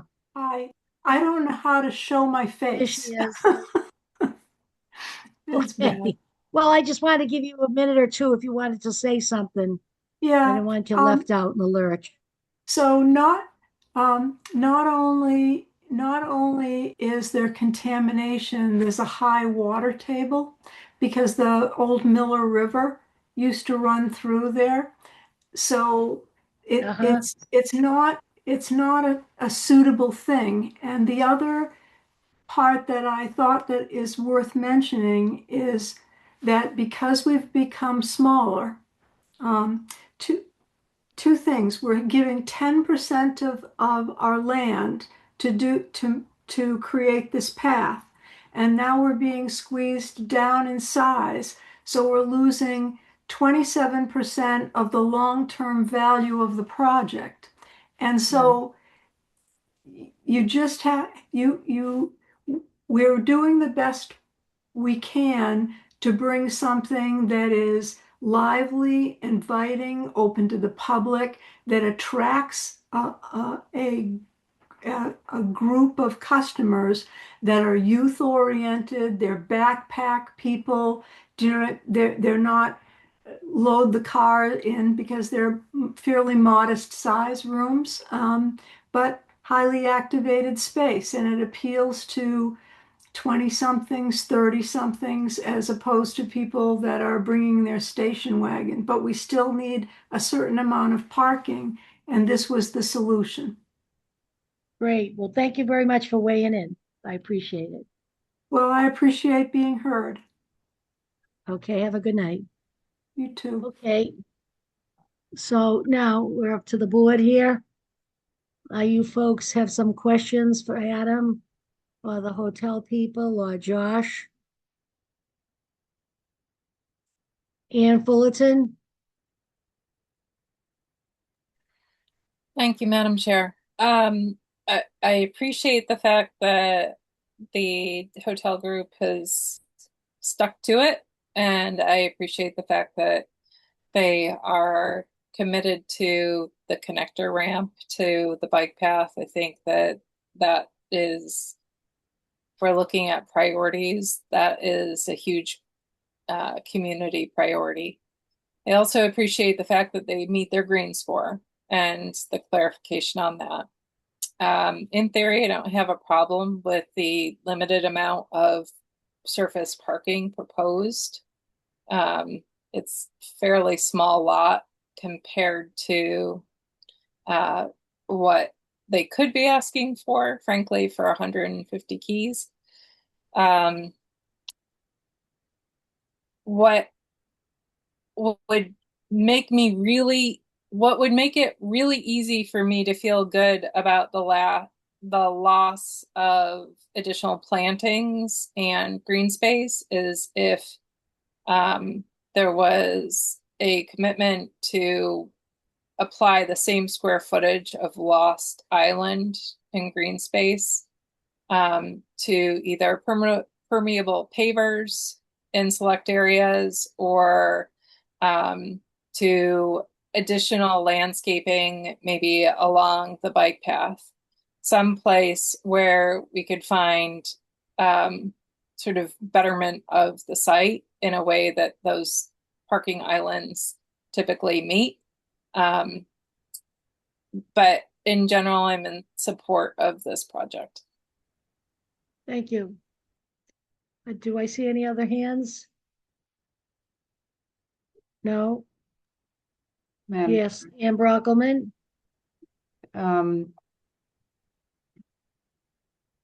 I was trying to find the before and after, but then I realized it is a new design. Is that right,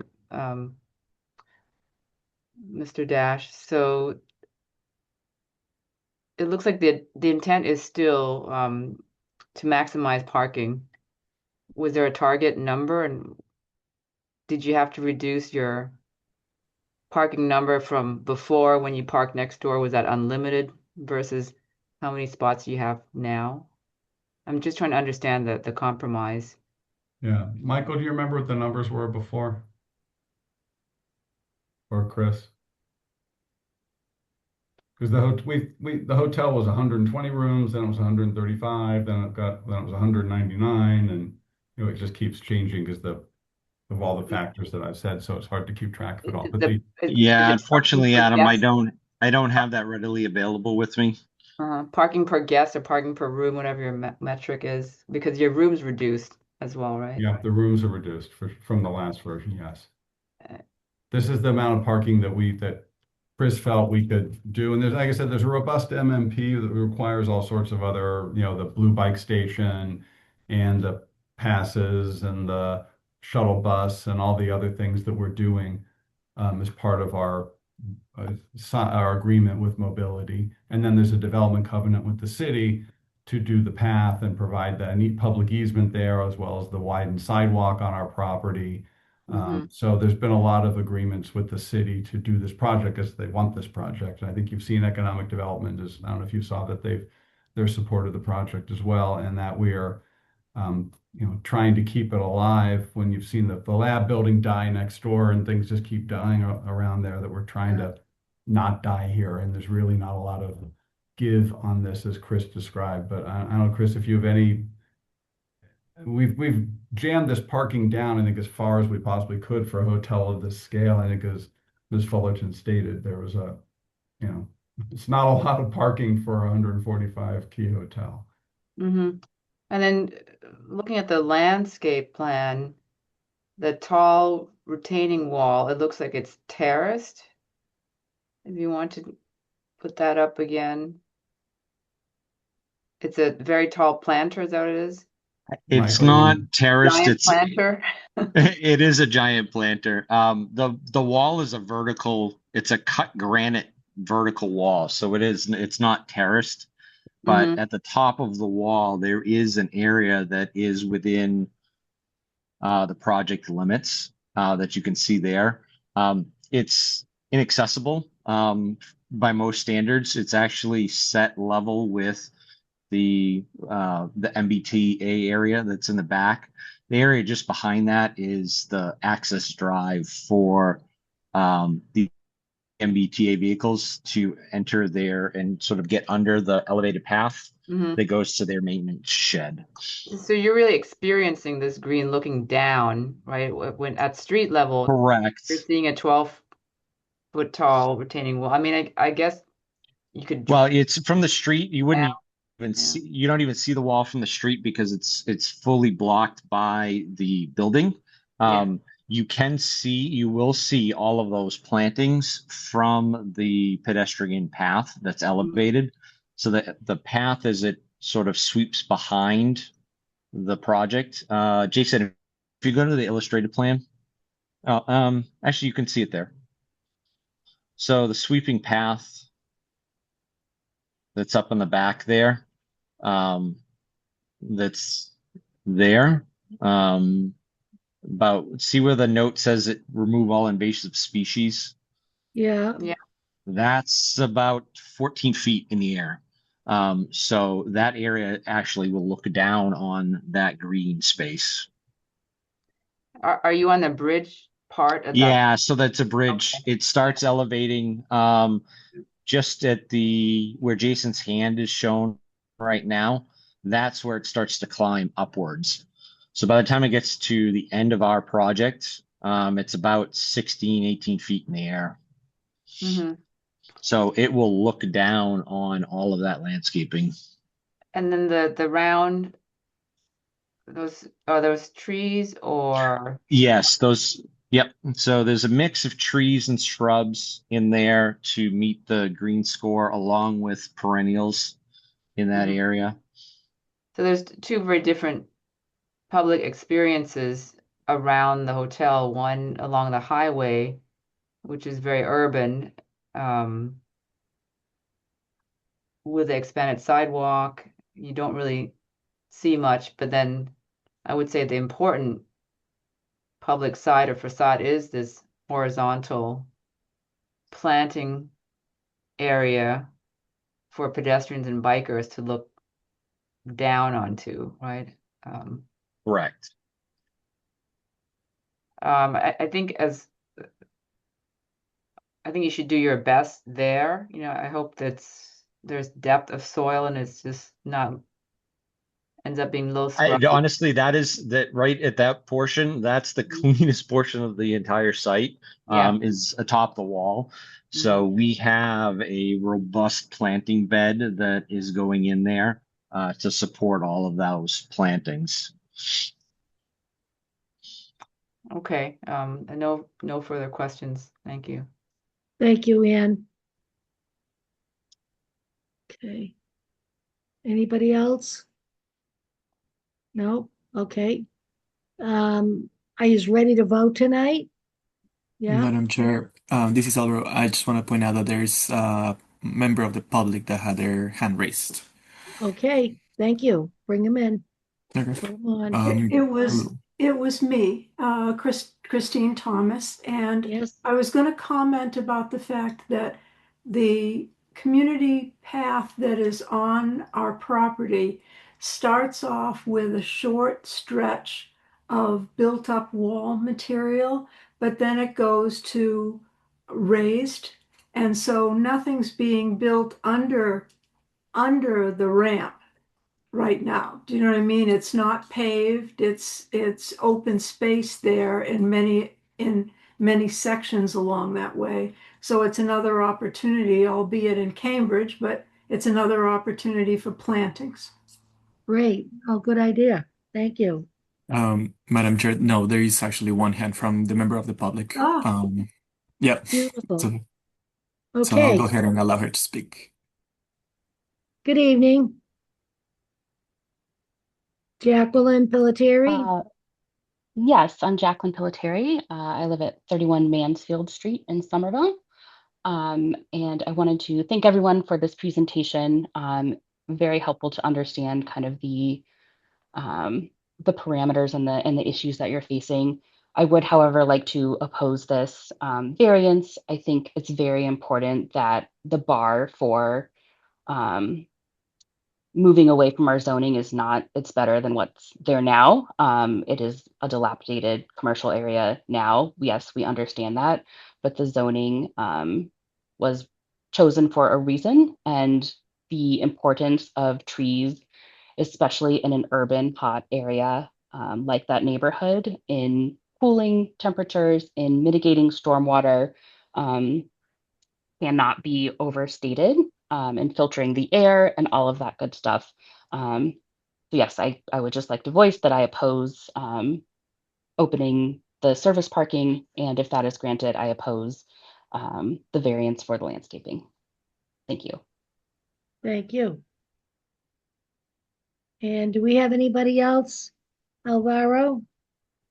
No, Madam Chair. That's everybody. Okay, if you'd be so kind, we'll close that. And the final run for the board, is it ready to vote tonight? Yes. If not, we can continue it, whatever your heart's desire. You have enough information to go forward with the presentation? Yes. And One other Brockelman? comment. I think this has come up. I'm trying to recall the project where the project met the green score, but yet the landscaping was not ideal. And I always wonder what is the exchange that allows that to happen, right? What is it in our zoning where you don't have to comply with both, or one is not a prerequisite. You can kind of pick and choose, and then some pathway or strategy ends up being more popular with developers. And how do we address this in the future? Can you, the applicant team, talk a bit about, how you weighed different landscape elements that were required and what tipped your green score to make this green score and yet not have to provide these trees? Michael? Yes. So the green score is we get points for a myriad of things that the city of Somerville has put together, varying from a, a section of plants that grow between 3 and 5 feet tall, whether we have extended sort of soil media below our plants, size, type of caliper of size and caliper of specific trees get more points.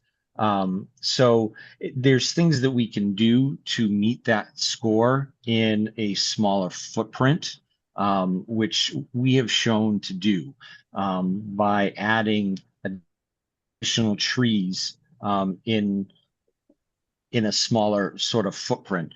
The fact that we are requesting a variance for 2 internal landscape islands, that's area doesn't provide any additional space that we can't put enough trees of substantial quality elsewhere on the property to meet the requirements of the green score. You could in an area you could simply have a landscaped island that has grass in it that doesn't sort of go towards your green score. You don't get full points for it. I would note that the ramp is a huge thing. I mean, giving the space for that ramp to the path from McGrath Highway, I mean, we're kind of the only property that can do it. And obviously the hotel has to get built to pay for it. And the hotel has to have parking, which for that number of spaces for the larger number of rooms seems like a pretty small give for the greater good here. And that's sort of how this project's been approved multiple times at this point. It's just a shame we can't do the shared parking with the lab building. That was our better project, but it's just not on the table anymore, unfortunately. Something that we haven't mentioned is that in creating the streetscape along with the sidewalk and bicycle parking and space for a future blue bike, there's an entire row of trees. Where is that? In the sidewalk out front. Yeah, and there's also, Madam Chair, through you, and there's also a pretty substantial row of trees at the back. I guess my question to Mr. Malinowski is in connection with your thoughts. You have these identified as 3 small trees, 4 large trees, one large tree, high value, how, what's the assurances to the board and the public, the greater public, that those aren't reduced to 4 bushes instead of 4 trees? Part of the planning board and site plan approval, we have to meet that green score. So that green score requirement is subject to the planning board approval. And as part of that site plan, there are measures in place to ensure that the landscape plan, as presented tonight, is installed and constructed as shown. So that is a full reassurance that that plan will be installed as approved. The fact that we've got the large trees, smallest trees, those are sort of the designations that the green store gets. And the city of Somerville provides a sort of criteria of what establishes those trees. And those are illustrated on the landscape plan that has been presented.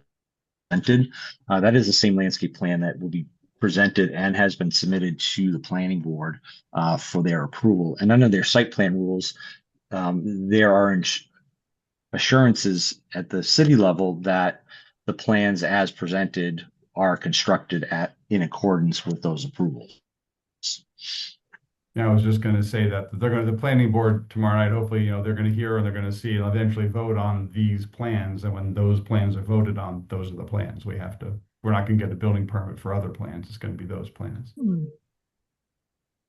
Madam Chair, through you, so the small, medium, large trees corresponds to caliper, which then goes into the metrics for calculating the green score, just for the benefit of the public. Yeah. And I guess my point of bringing that up is I think the city, in coming up with the green score and how that's calculated and what contributes that, there's a balance between flexibility and not being too prescriptive and allowing builders, developers to,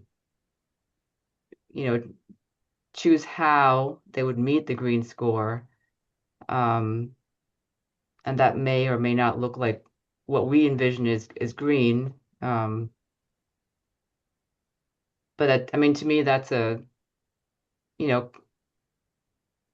it's more a broader discussion that we should continue to monitor and perhaps work with the city to gather more metrics in how we're doing with that. But I mean, I thank you for pointing out the trees on the sidewalk, and if a project complies in terms of green score, I don't really see, where I would take exception to 2 trees not being delivered between the cars, that kind of thing. So, there has to be a push and pull between them meeting the metric and then the specific prescription of where trees go where. So I'm okay with the plan as presented. Thank you. Thank you, Ann. Anyone else? No? We're good? We're ready to vote? Oh, I see your hand up, Olivia. I'm sorry. Thank you, Madam Chair, and I'll make this quick. I support the surface parking variance simply because of all of the reasons we've stated today. It is the only way you all are able to put any parking on this facility, and that is it seems like something that is necessary here. I recognize it's low given the amount of rooms you're seeing here. I appreciate all of the things you all are doing to encourage multimodal travel. I think that path is a really big deal. The one thing I would ask is, I wouldn't ask for eliminating, say, 4 parking spaces for the green space as the requirement would show. But those 3.5 foot little nubs over on the I guess the western side of the property. I'm just not really confident you're going to see much successful growth there. I would love to see it. If there was any kind of compromise where you all would be willing to extend those out for, at least 8 feet wide. I think that's something I would appreciate. I recognize that this is a push and pull and you all are doing a lot here. I just don't even know if those 3.5 feet are gonna do much at all the way it's set up right now.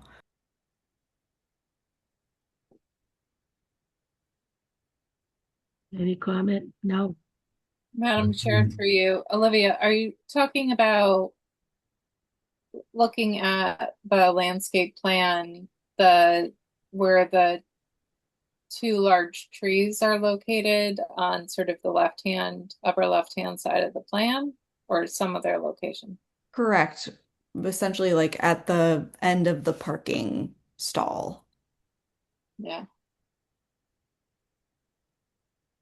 So, instead of asking to remove 4 parking spaces as required per the code, essentially missing two, and actually making that a more substantial planting area.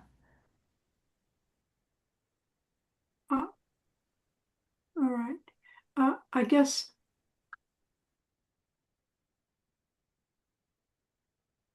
Thomas? Brian Cook? Thank you, Madam Chair. I appreciate everything that my fellow board members have suggested. I'm not in agreement with them on trying to make additional adjustments during this hearing. I'm satisfied with what the applicant has proposed. And the justifications that they provide for all three criteria for the hardship variances in both cases. I just wanted to take that position, that I don't think it's within the board's purview to make detailed suggestions on changes. If we want to continue the case so that that can be further discussed by the applicants, then perhaps we need to do that. Otherwise, I would call the question as it were.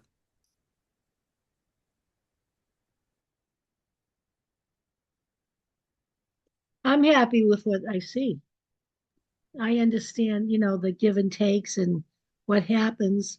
And once they know maybe going forward, the suggestions we've made, they might even try some of those, But I think that this has been going around. I've been on it for the three times, I know.